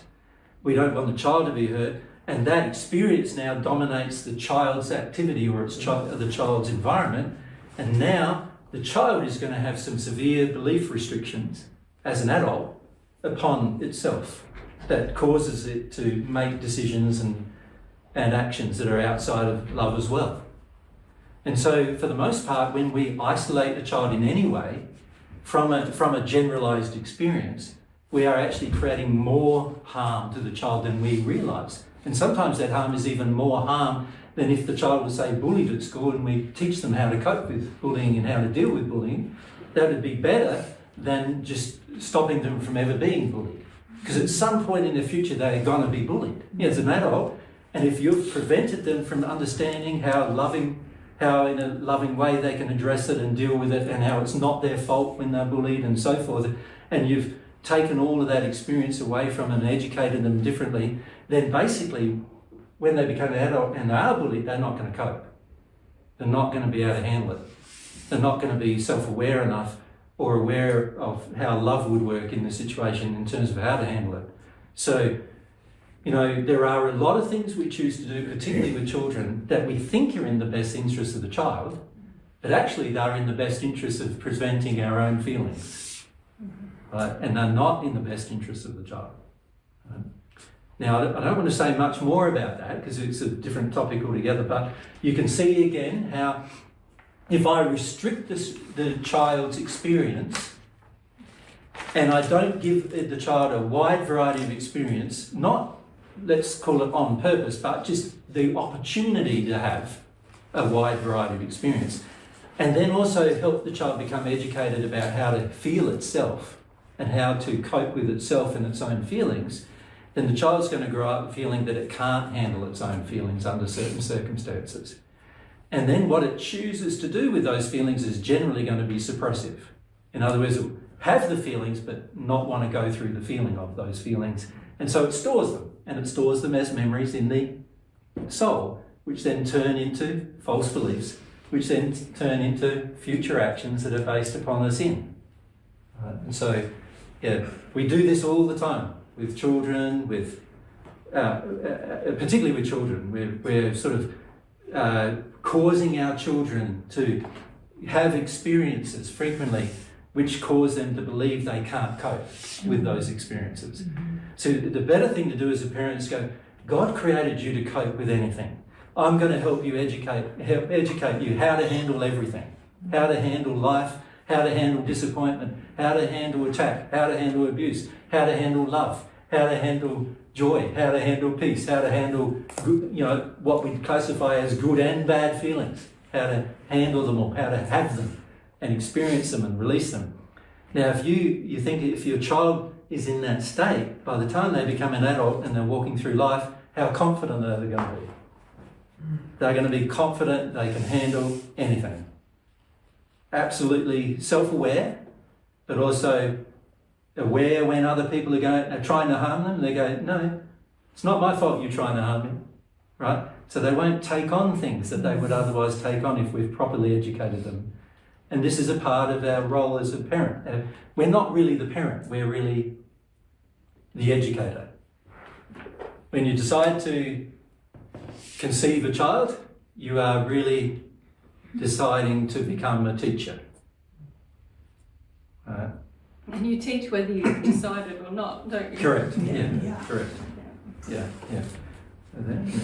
Yeah, I think my question is, how do I know if this is my experience or not? Because I find myself like, I don't want to think about this, and then I don't think about it, and then at different times it drops in anyway, and I'm like, am I making this up? Is this being projected at me? Is it to help me? And then I'll start to have feelings, and then I'll just stop and Well, this is the thing, isn't it? When we've got spirits involved now, so with these experiences, then obviously you've got to remember that a spirit is just a person without a physical body. That's all they are, isn't it? So if I've become very capable of handling my interactions with every physical person that I see, and I'm able to deal with all of that emotionally well, then can you also see, because I'm now really sensitive emotionally, I'll be able to very quickly feel whether it's the feelings of a person who's on earth, because actually many of the thoughts that enter your mind are actually feelings of other people on earth, or spirits. So in other words, whenever somebody has a feeling of wanting to harm me, on earth, they're on earth, I feel it. There's a thought package, just like there would be in the spirit world. A thought package gets created and it gets sent to me, right? So when you feel hatred towards a person, there's a thought package that gets created and that gets sent to the person you hate, right? Now, if the person's sensitive emotionally, they'll be able to feel that thought package is there, and if they're unable to resist the thought package, in other words, they already feel quite bad about themselves in some way or other, they may then receive that thought package into themselves as if there's some self-hatred, feeling of hatred of self, right? And because they're not sensitive enough to know, oh, that was sent to me by such and such, by this person, they are now unable to determine the difference between one of their own thoughts and one of somebody else's thoughts being passed to them. Now, that applies whether they're on earth or in the spirit world. Right? You have the ability to receive thought packages wherever you are, from any source, whether that source is spirit or earth.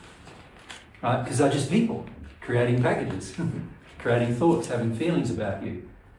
And so, yes, if you are unable to tell the difference, then of course that's going to add to the stored memory experience, but also cause a degree of confusion potentially, because you'll know, well, where did that come from? Was that my feeling? Was that their feeling?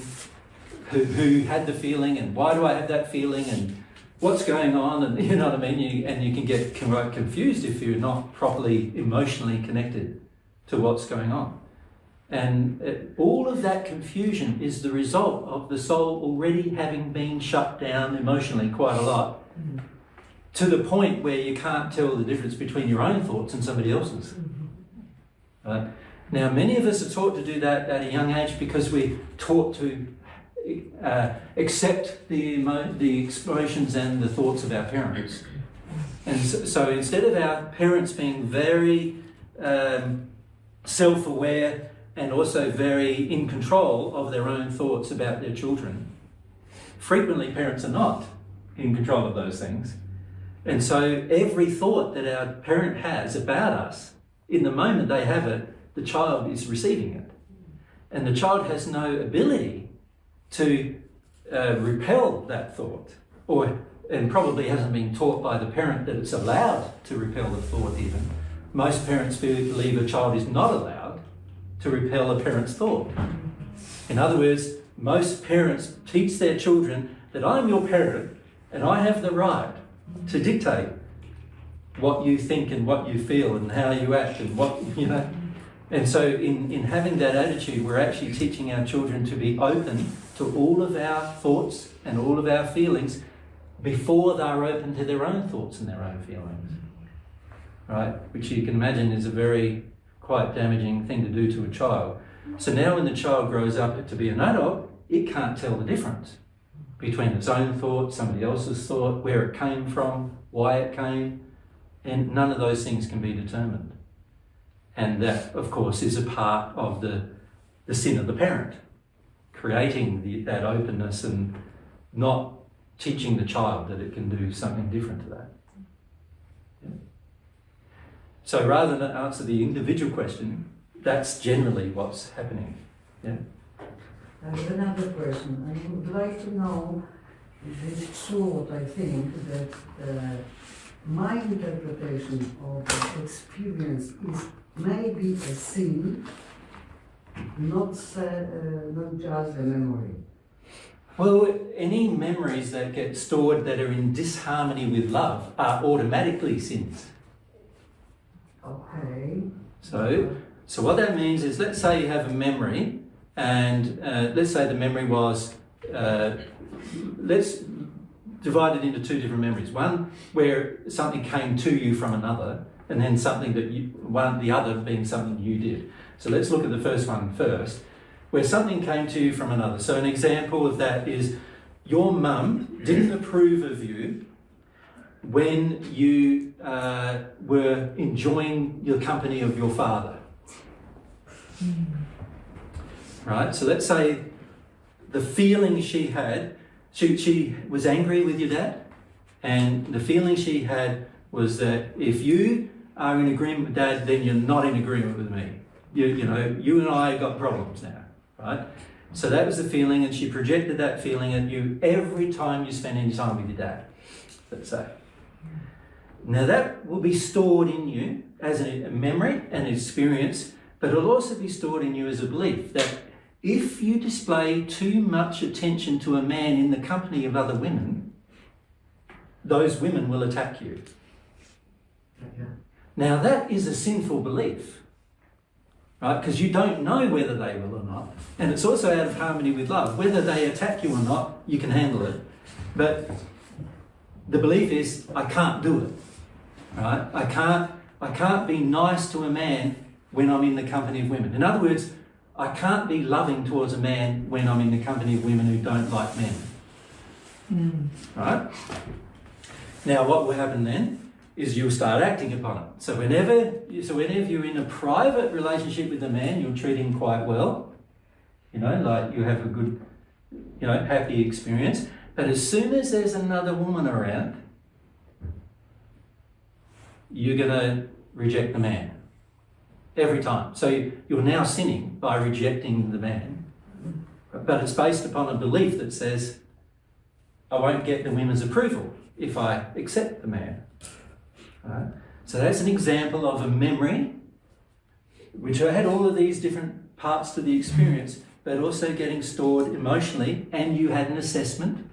The assessment was, my mother, but see, we don't think of it as a child like my mother, we just think of it as all women in authority, all women who have power over me, are going to be disappointed if I like spending time with a man. That's how we'll feel. It'll be a sin because it's out of harmony with love, but it will be a feeling that we feel is real. That makes sense? So that's if somebody else did something. So let's look at the second scenario where you do something. So let's say you decide to tell the truth to somebody. So let's say you did something wrong in the past, but the person you're telling the truth to didn't know that you did it, but you decided it's right to tell the truth. So in that moment you're saying, it's right to tell the truth, your conscience is bothering you and you feel like you need to tell the truth, so you tell it. And the person reacts by attacking you. Now, if I am not morally sound in that circumstance, I will start to feel that it's unwise to tell the truth. Because usually people don't want to hear it, is what I'll tell myself. So what I will do then is I will set up a belief that supports that I shouldn't have to cope with somebody's anger in the state where I'm telling truth. So what that means now is I'm relating truth to people's anger, and I'm also, which is actually not the reason for their anger, right? But I'm relating it and in my own assessment, I'm saying they're angry because I told the truth, rather than they're angry because they just didn't want to know the truth. It's got nothing to do with me telling it. It's got everything to do with them.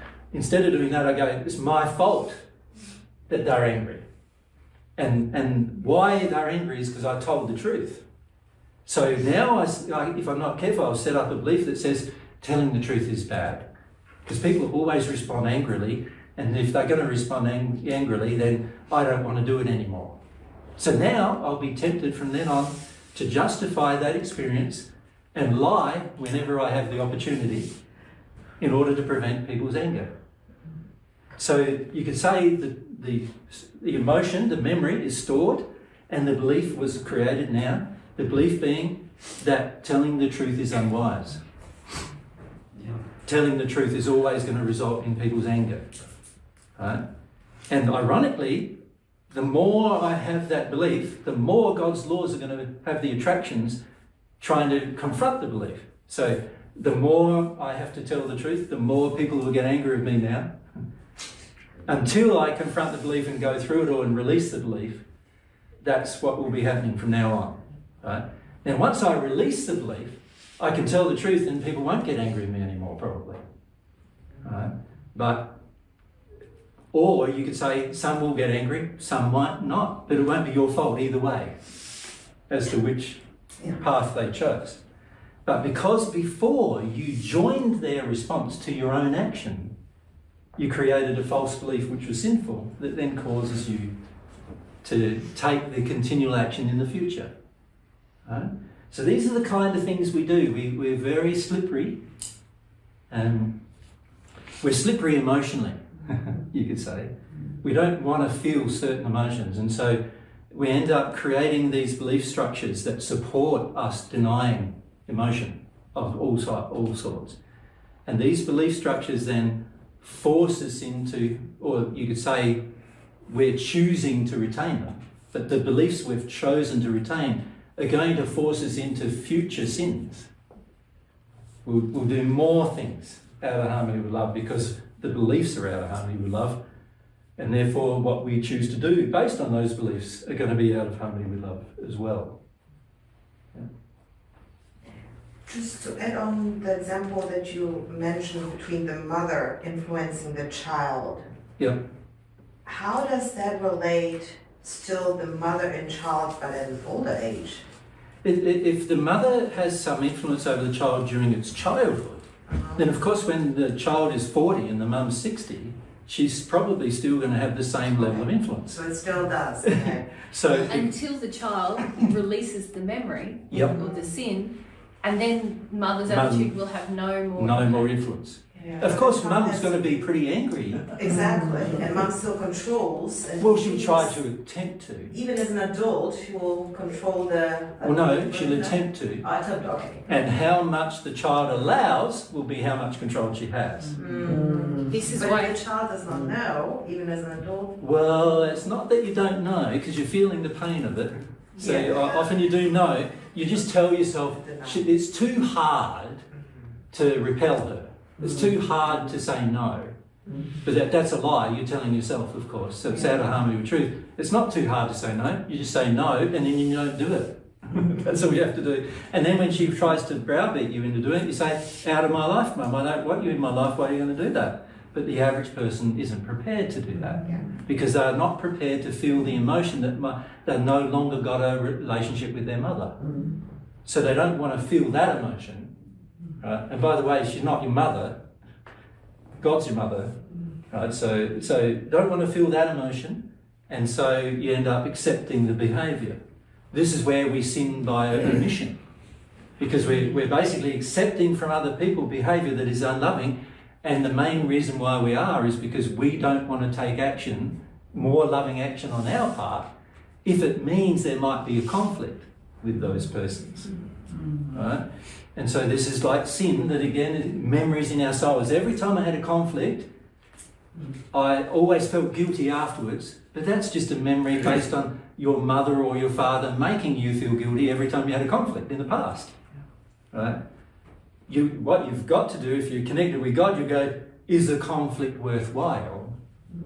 And when I say is a conflict, what I mean a disagreement, is it worthwhile? Because if it's in harmony with love, then the conflict must be had.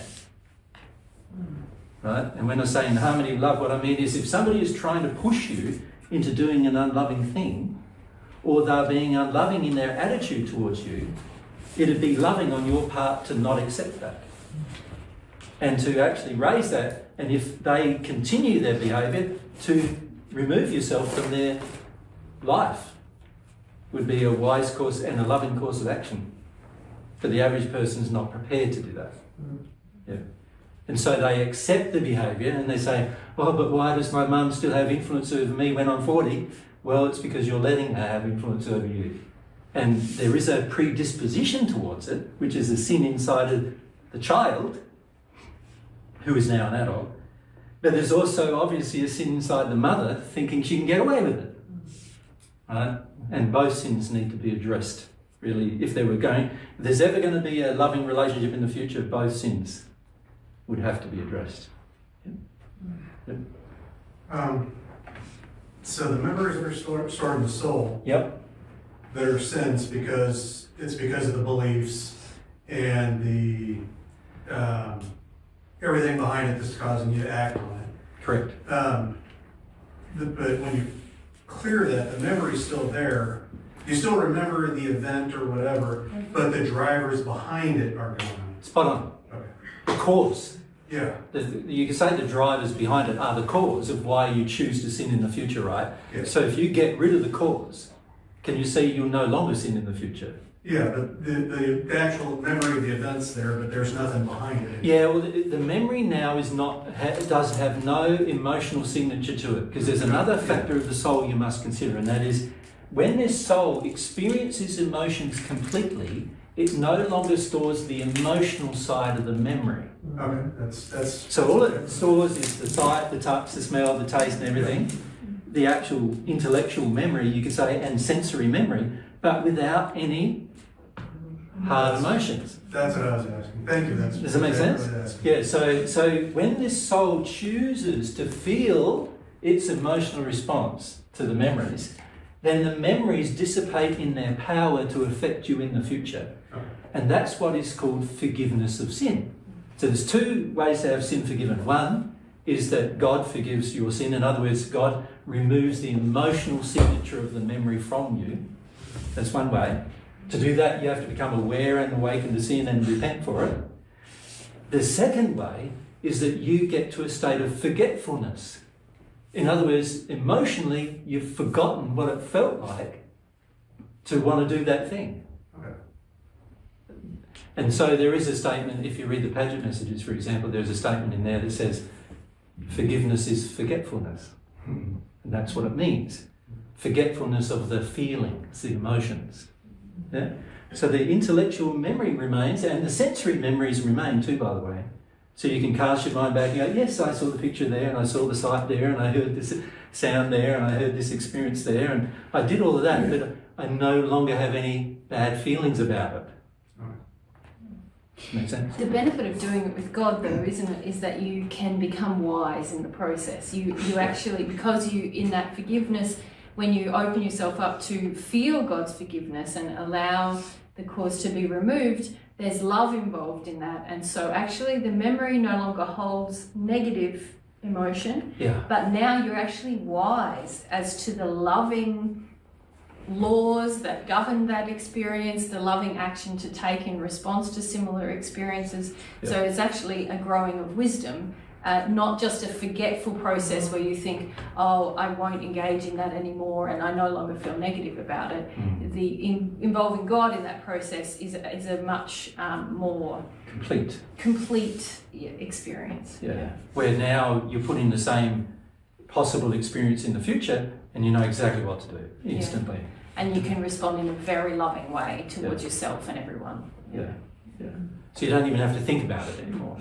So when you're in a state where the emotion is still there, if you want to do the loving thing, you've got to go, hang on a sec. The emotion's saying I want to yell and scream at this person, but I can't do that, and it's not loving to do that, you know. So what do I do? You know, like maybe I'll draw from them, well, that's unloving too from God's perspective, so that's not working either. And then you try to use your mind to try and resolve the fact that you just want to go and yell and scream at the person. Or pander to them, or whatever it is you want to do. And so you can see that if I get rid of the emotional belief, which is driving my faith for my future actions, if I get rid of that, then I no longer am confused about what to do either. So now I can make decisions, instant decisions that are going to be loving every time. Yeah, without having to think about them. Yeah. And in fact, you get to the stage where you don't think about any decision at all. Every decision is emotional, and every emotional decision is loving. In other words, in harmony with God's love. Yeah. Do my sins and false beliefs and my soulmates, do they impact my well, what happens, this is questions that are commonly asked. We have talked about them this a lot. in Portugal. I think we might have talked about it here last weekend. And I think also in Canada. Yeah. But fundamentally what happens when you arrive on Earth, most people are not consciously aware they have a soulmate. And so there's very, very little emotion and memories that are passing between the soulmates. So in other words, you're acting like you're an individual rather than your whole soul being the individual. And you're taught that from childhood, that you're an individual, not your whole soul. Because of that, the average person doesn't have feelings for their soulmate. Right? The feelings for their soulmate begin to be triggered during puberty sometimes. Right? And that's where you start feeling your sexual attractions and other things. And so there's some feelings that start passing back and forth there. But unfortunately, because of the sins that we have in our soul, there's like a barrier between the two. This is why I've drawn them separately. Is that there's like a barrier between the two where not much information can pass between the two halves. Now, of course, if you were brought up differently to that, let's say your mum and dad were celestial spirits, but they're on earth, and their mum and dad were as well on earth, you can imagine now, as soon as the two souls are born, there's already emotions passing freely between the two halves. So one person's experience becomes the other person's experience as well, right? That's what would happen under those circumstances. Beautiful. Yeah, it'd be beautiful. Yeah. But unfortunately, for all of us that have ever lived on Earth up until now, of course, there's been this barrier. And this emotional barrier has some benefits as well as some drawbacks. Benefits being that your soulmate has experiences, and unfortunately they're going to have to go through their own experience, and you don't have to go through their experience for them. But eventually what will happen is that once you've felt enough of your own experiences and start having a longing to feel your soulmate's experiences, then you'll be perfectly okay having some of their experiences. And in fact, to get to a union state, which is the 36 sphere state, you have to do that with every experience. That's how you get to the union state. There are no barriers between the two halves anymore at all. No feeling barriers, no emotional barriers, no memory barriers. They're all there, like Mary's memories, my memories, Mary's memories, and so forth. And even your desires are the same. My desires are her desires are my desires. And that's, the more you get rid of the barriers, that's what eventually happens. But when you begin, because of the separation and also because of the education of your childhood, a lot of that doesn't even start until puberty, where you start having some sharing of feelings. And even then, mostly they're only sexual in nature and not based upon anything else. Because there's so much separation. Make sense? Thank you. What about the emotion of love? Does your soul hold on to that, or does that flow through you as well? God designed every emotion to pass through you. So love is not something you would hold on to. You would let it pass through you. You get to a stage though, when you're at one with God, that the love is passing through you all the time. It's not the same love as it was 5 seconds ago, right? Because that emotion has already passed through you. But there's a constant flow of love passing through you. Does that make sense? So you get to the stage where all emotion passes through you, and the ones that are loving can continue to pass through you all the time. How do you build up God's love? Because God's love is transforming our soul. Well, God's love is transforming your soul in the way that it's changing the nature of your soul and its capacity to feel. So you could say, firstly, it comes into your soul, it changes the design of your soul. But it doesn't store. Sorry? Your soul's not storing that love. No, it's passing through you, but the work it does as it's passing through you is this work of changing and transforming your soul. In other words, you become in such alignment to God's feelings of love for you that now you're feeling His love for you constantly. And that His love for you is passing through you all the time. So now that it's having the effect of passing through you all the time, every decision you make and every action you take is going to be harmonious with the love passing through you. Because if it wasn't, then the love would stop passing through you, right? And so you get to a stage when you're at one with God where the love is passing through you all the time to the extent you've asked for it, right? And there's no sin stopping it or preventing it from passing through you. And so what happens is now the love is passing through you all the time. So now you could say you're permanently connected to God's love and the flow of it passing through you to the degree that you've asked for it. But that degree would have to be enough for it to be permanently passing through you all the time, if that makes sense. And even if by that stage it's just a trickle, you could say, it's not like a rush, sort of like a trickle of God's love passing through you all the time. Now you could say you're at one with God. You're also conscious at that point that you're immortal. You're conscious that you can't ever really do anything that's unloving anymore in your soul. You can't do anything that's unloving anymore.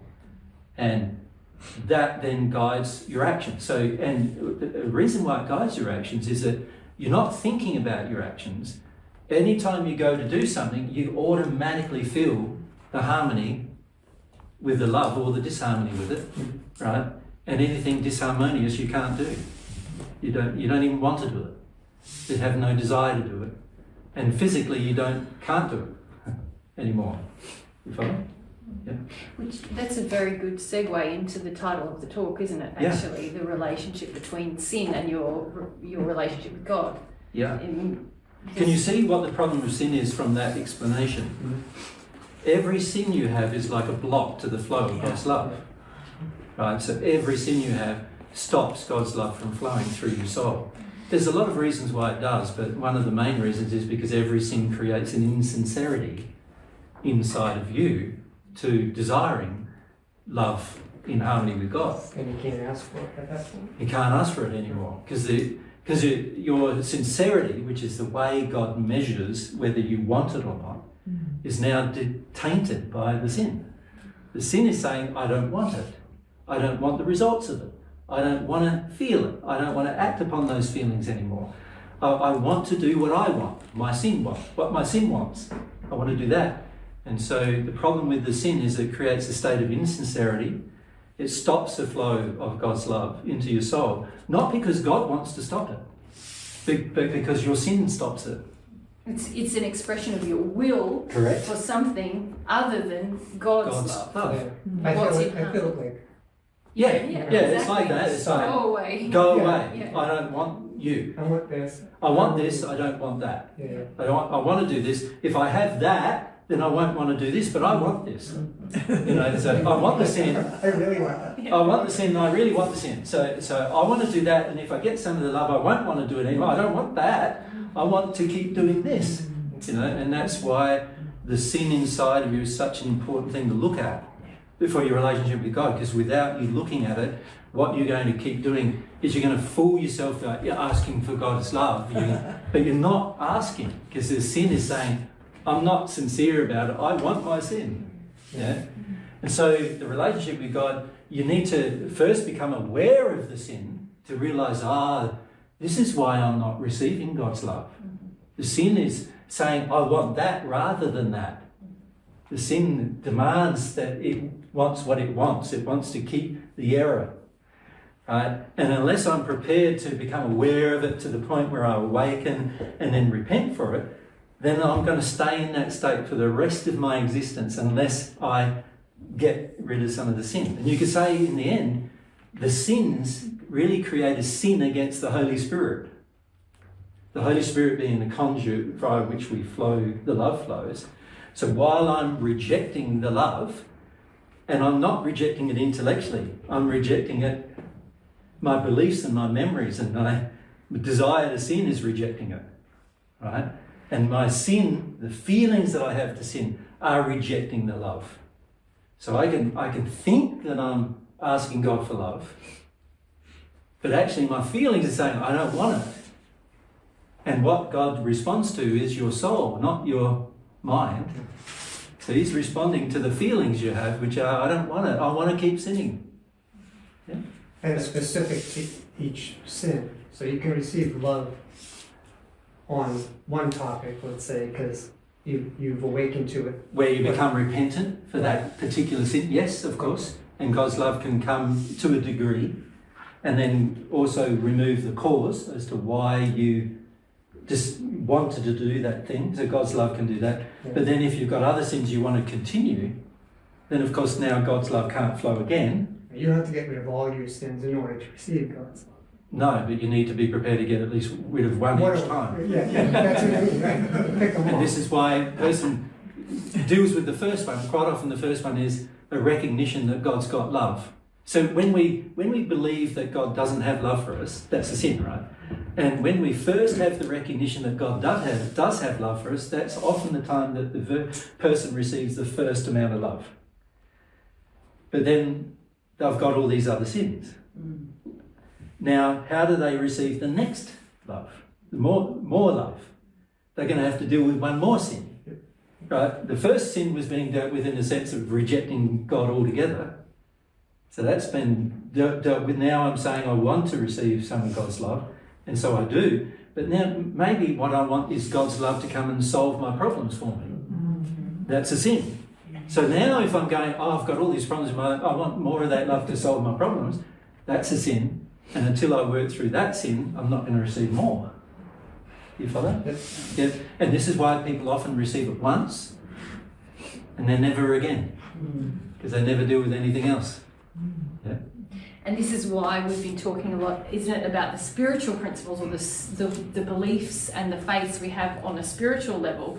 Because when we shift those sins, it's less... Yeah, it's less like picking them off one by one. You're picking off in whole groups. Yeah, there's whole shifts in your beliefs which can really impact your relationship with God quite a lot, and then make you very sensitive to other areas where you're sinning. So an example of that, let's say, I recognise there's a physical sin, like let's say wiping my bottom with toilet paper is a physical sin, right? So we're actually sinning against God and God's principles when we do that. Right? So that's an interesting idea. We'll have to deal with that at some point. But let's say that's the sin.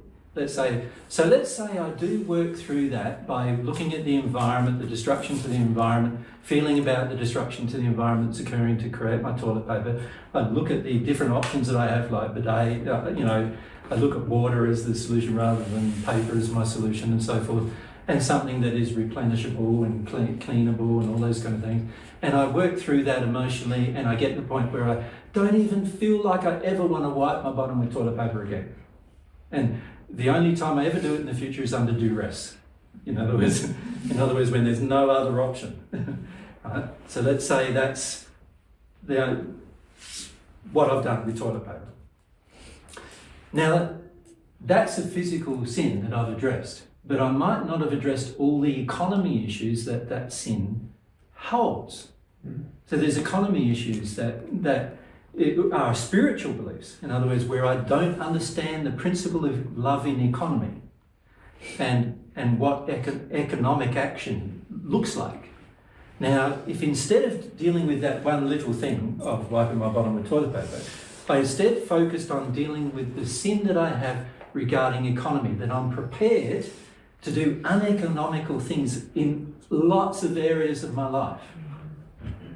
Like, I'm prepared to be uneconomical with dealing with my emotions. In other words, I reason myself out of things rather than feeling myself through things. I'm prepared to do uneconomical things with my spiritual beliefs. In other words, hold on to spiritual beliefs that are not simple. In other words, that are so complicated that they make my life complicated. Right? And holding on to the issues of economy with regard to my physical actions. In other words, with the way that I use my money. I'm so, it's all my money. I don't see it as flowing like water. I don't see the economy principle in that if I've got money, the best thing I can do is use it. Because if I use it, then it's going to benefit you. Right? If I store it, who's it benefiting? Not even me. It's an illusion. I've got an illusion that it's benefiting me, but it's actually stuck in some bank somewhere. And who's it actually benefiting? Whoever is the shareholders of that bank is who it's benefiting. That's it. Not even benefiting me or anybody I've chose to care about. It's getting stored. So it'd be far better if I learned how to use my funds as a part of that principle of economy. So you can see that if I have the proper principle of economy, then it's going to affect, like, there's going to be changes, wholesale changes in my life, like right across the board, including me wiping my bottom with toilet paper. Right? But it's also going to be my use of plastic, my use of, any single use item, keeping my car functioning well, so that instead of, having to replace it every 5 years because I wreck it, that I don't have to replace it every 20 or 30 or 40 years. That kind of thing, where I get the maximum use out of the thing that is being created. I look after my environment, look after my home, I don't let it get run down. That's all part of these principles of economy. And if I deal with the principles of economy, all these areas of my life will change. Like hundreds of areas of my life. Does it just expose them, or will they actually change? Like, are you... Well, as I deal with the sin that I have, which are the emotions driving me to make the decisions I make currently, then of course, once I deal with the sins that I have about the principle of economy, I will see everywhere where I'm being uneconomical. And no longer feel drawn to the lack of economy. So a lot of times we lack economy because we're lazy, or we're fearful, or we'll say, oh, I've got to deal with that fear, I've got to deal with it, and it will be highlighted immediately. And some of it will already be gone as you're dealing with just loving economy, receiving that truth. Do you still then have to go to each individual sin? Well, you will automatically do that. No, you just will change your actions, but you won't have to deal with an emotion about every single part. Okay. Because you've dealt with the economy issue as a large issue.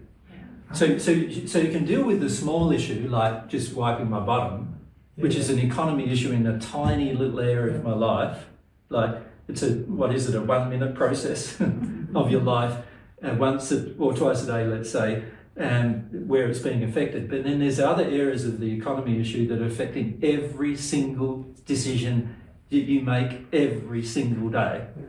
And so isn't it better to deal with the economy issue as a big issue that then will affect all of those areas of your life, not just the area with regard to toilet paper? Yeah. And that will release the cause. Well, once you're repentant, you got to become aware of what you need to be repentant for. Mm-hmm. So once you start seeing, this little toilet paper issue is a part of a much bigger problem. It's the big problem of what I think is economical and what I think isn't. Mm. It's what I believe to be economy versus what I believe isn't economy. And once I start going, I can start talking to God about, this is a huge issue in my life. Like, this is not just a little toilet paper issue. This is a huge issue where everything I choose to do, for the most part, is uneconomical. It's like for a lot of us, we think what we call economy is actually expedience. What's good for me what requires the least effort or finance for me. But when you... Can I say it's even uneducated expedience? Yes. Because a lot of times the other things are even better. But that's right. It's just our flawed viewpoint of those things. Yep. And when you come to want to deal with those things, then you start to open up to God's truth about, wow, economy actually is not just about me. It's about everything and everybody. The environment, all of you. How I use my money affects all of you. Yeah. And if I'm truly economical, I value the resources of everyone, not just me. But as you deal with those emotions that are opposing that truth, if you like, then that will affect how you behave in all areas of your life. Yep. And that won't be a hugely drawn out, dragged out, I've got to deal with a feeling about each of these things, because the global governing feelings, the desire for the sin, which is the belief about economy that you hold, will be gone. You'll have received God's truth about it if you involve God in the process, yes. And many things will change easily, and you won't have to deal with a feeling about toilet paper. Or your body. You'll just notice yourself doing something uneconomical. And you think, what am I doing this for? And you'll want to change it. Yeah. Here I go again. I need to change that. Here I go. I need to change that. And it won't be like, a big trauma to change it. Like, because the sin is no longer in you emotionally. It's not. The only time it's traumatic to change something is when the sin's in you still. Yes. You're fighting the sin that's in you. Sin is like the desire Yeah. drawing me away from the loving action. So while the sin remains, the emotional sin remains in me, I'm going to find it hard to do anything loving. And that's a trauma, isn't it? It's like, you know, like, and you get yourself into a big bind about all that. But when it's just once you've dealt with the sin and the feeling in you is no longer to do it, when you notice an action that's like uneconomical, it's going to be easy for you to change it. It'll also be easy for you to know how to change it. Right. Because the sin stops you from knowing how as well. Your sin is like a prison that says, I can only see this far. I can only do this far. These are my options. I can only cope this far. Yeah. And it's not logical. Yeah, it's not logical. It's just, you think it is, but it's not, right? And so the sin is like a prison that says you can only see a certain distance, you can only hear certain things, you can only listen to certain things, you can only analyse certain things. Everything else is, I don't want to know about it. The sin is saying, I don't want to know about it, right? I don't want to know.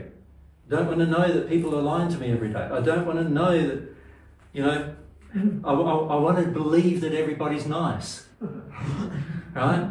I want to believe that that I'm coping. I want to believe that I'm not sad. I want to believe, so you could say the sin is saying, don't face reality.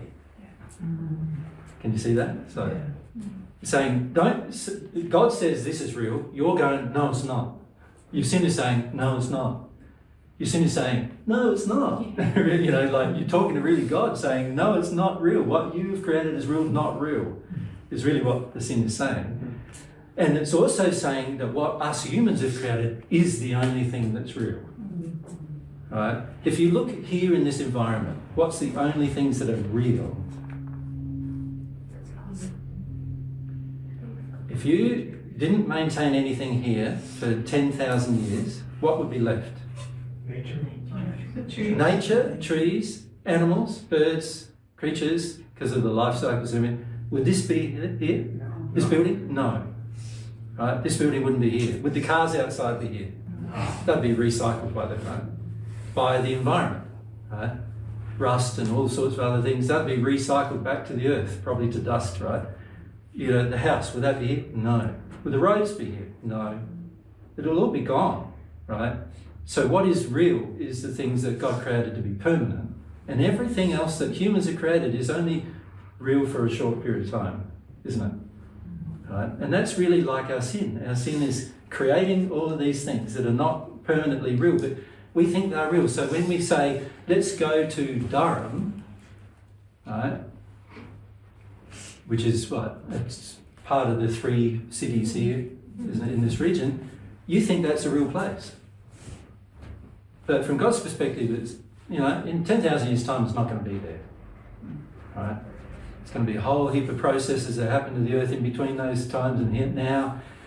It just won't be there. There'll be all sorts of things that have happened. And unless human sin maintains it, it won't be there. Right? Because God's whole universe is created to destroy your sin. Which also means destroying all the creations that we have that are all part of that sin. The whole universe has been created to do that. So we've got to stop thinking that what we humans have created is real, including our sin. That's our thing that we believe is the most real. Right? And we've got to start seeing what is real. What is real is what God's created, and all we've got to learn to do is live in harmony with it for the time we're here. Then we'll have a great life. Right?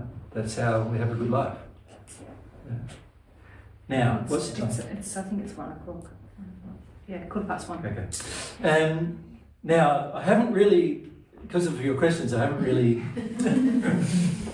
done the completeness of this, have we, yet?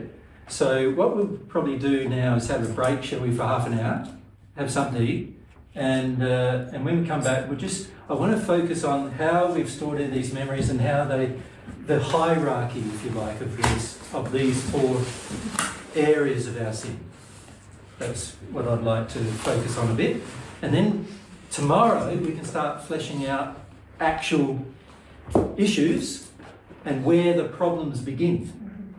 Does that make sense? Because what we need to learn how to do is we need to learn how to become aware of our sin in terms of the biggest ones first.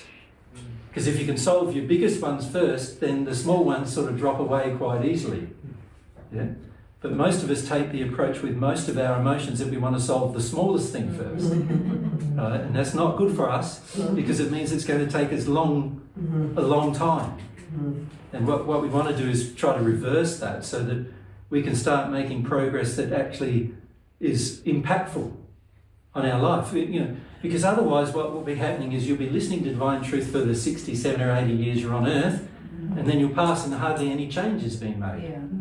And that's not really what we want. We want to have it so by the time you hit the spirit world, you've made so many substantial changes, you never have to go through the hells at all, and preferably the whole first sphere, you skip that altogether, at least that.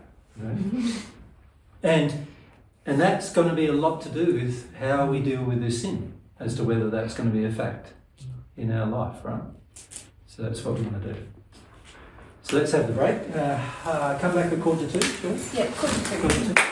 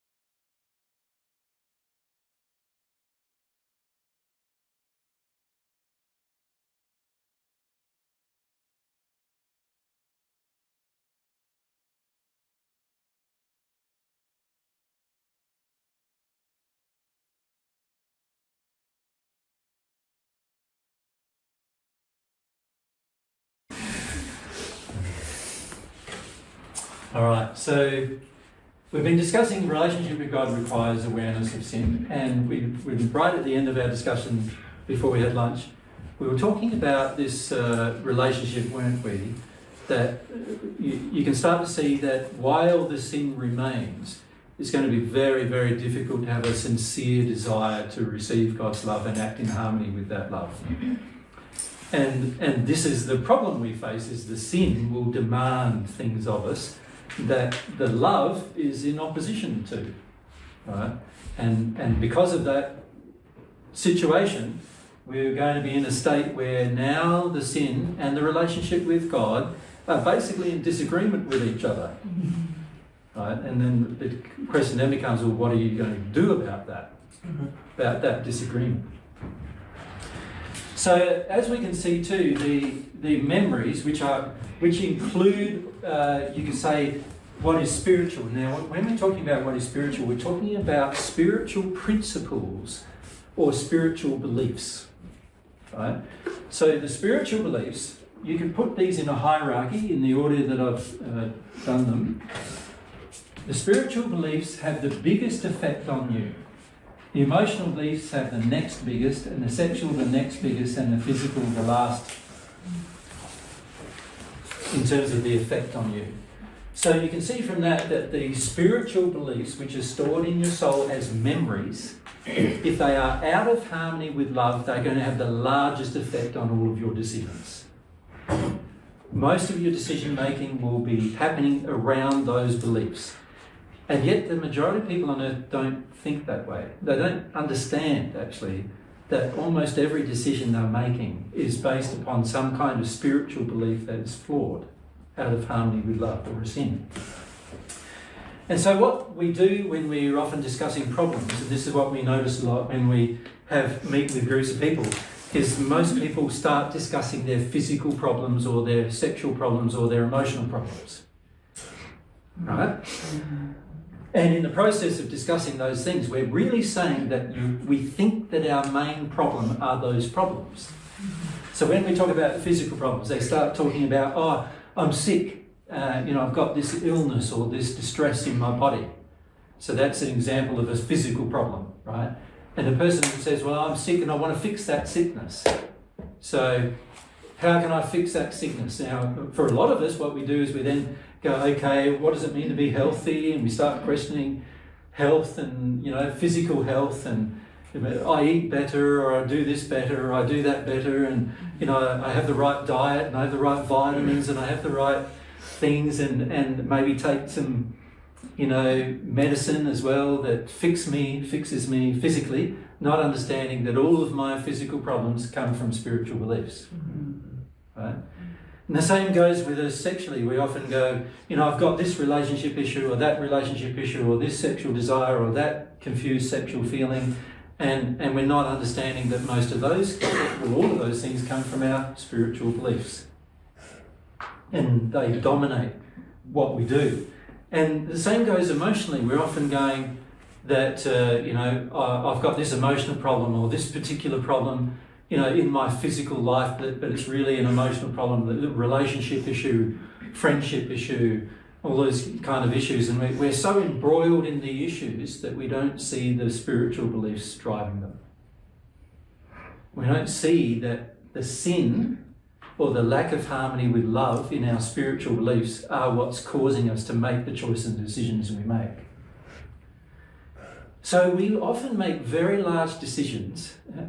And when I say very large, like life and death decisions for ourselves or others, based upon these things here, not understanding that all of those decisions came from a spiritual belief that's flawed. An example of that is, let's say a woman decides to have an abortion.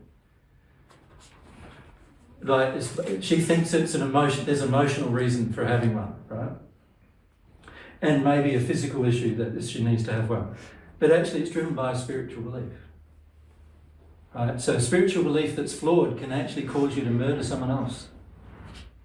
Right? That's how strong they are. A spiritual belief that's flawed can get you to go to war.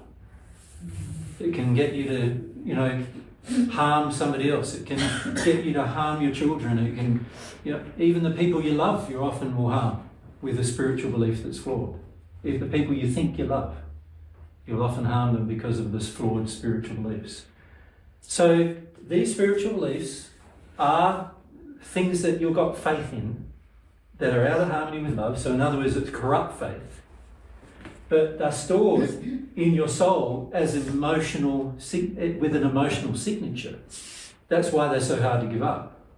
Because inside of you, I feel this is right. I feel this is right. And the people who say or tell you that you must do what you feel is right, that's a very dangerous thing to do if you're not connected to God, right? Because there's a whole heap of things inside of your spiritual beliefs that you feel are right that are completely out of harmony with love, right? And so doing what you feel is right is not necessarily the best course of action, because you must first determine whether what you feel is right is what God feels is right. And that's very difficult to determine when your sin is saying, what I feel is right. Right? When your sin is saying that, you have barely any desire to find out what God feels. When your sin is saying, I think this is right, you're not going to question and ask God, well, what is right? You're not going to use your conscience very much in that place, because inside of yourself there's this feeling, I already think I know what's right. And it's what my sin demands of me is what is right. So, when we start discussing personal issues, which we'll start doing today and tomorrow morning with you, we want to refer you back to this principle so that you can start identifying the spiritual principles that drive, in other words, the spiritual skins, the principles that you're out of harmony with love on, that drive the desire or the feelings or the decisions that you're making. And if you can change spiritual beliefs, a lot of other things are going to change for you, including your way, or the way in which you feel emotion will change. Because even the way you feel emotion is driven by your spiritual beliefs. Right? So you know how a lot of you, you've heard about us talk about emotions and releasing emotions. So a lot of you start to go down the track, I need to release this emotion, I need to have that emotion, I need to release this emotion. Not understanding that unless you get to the core of the spiritual belief driving that emotion, you will not actually release those emotions. Because the sinful belief will continue to drive those kind of emotions. Right? So it's very important to grasp that everything comes back to a spiritual belief.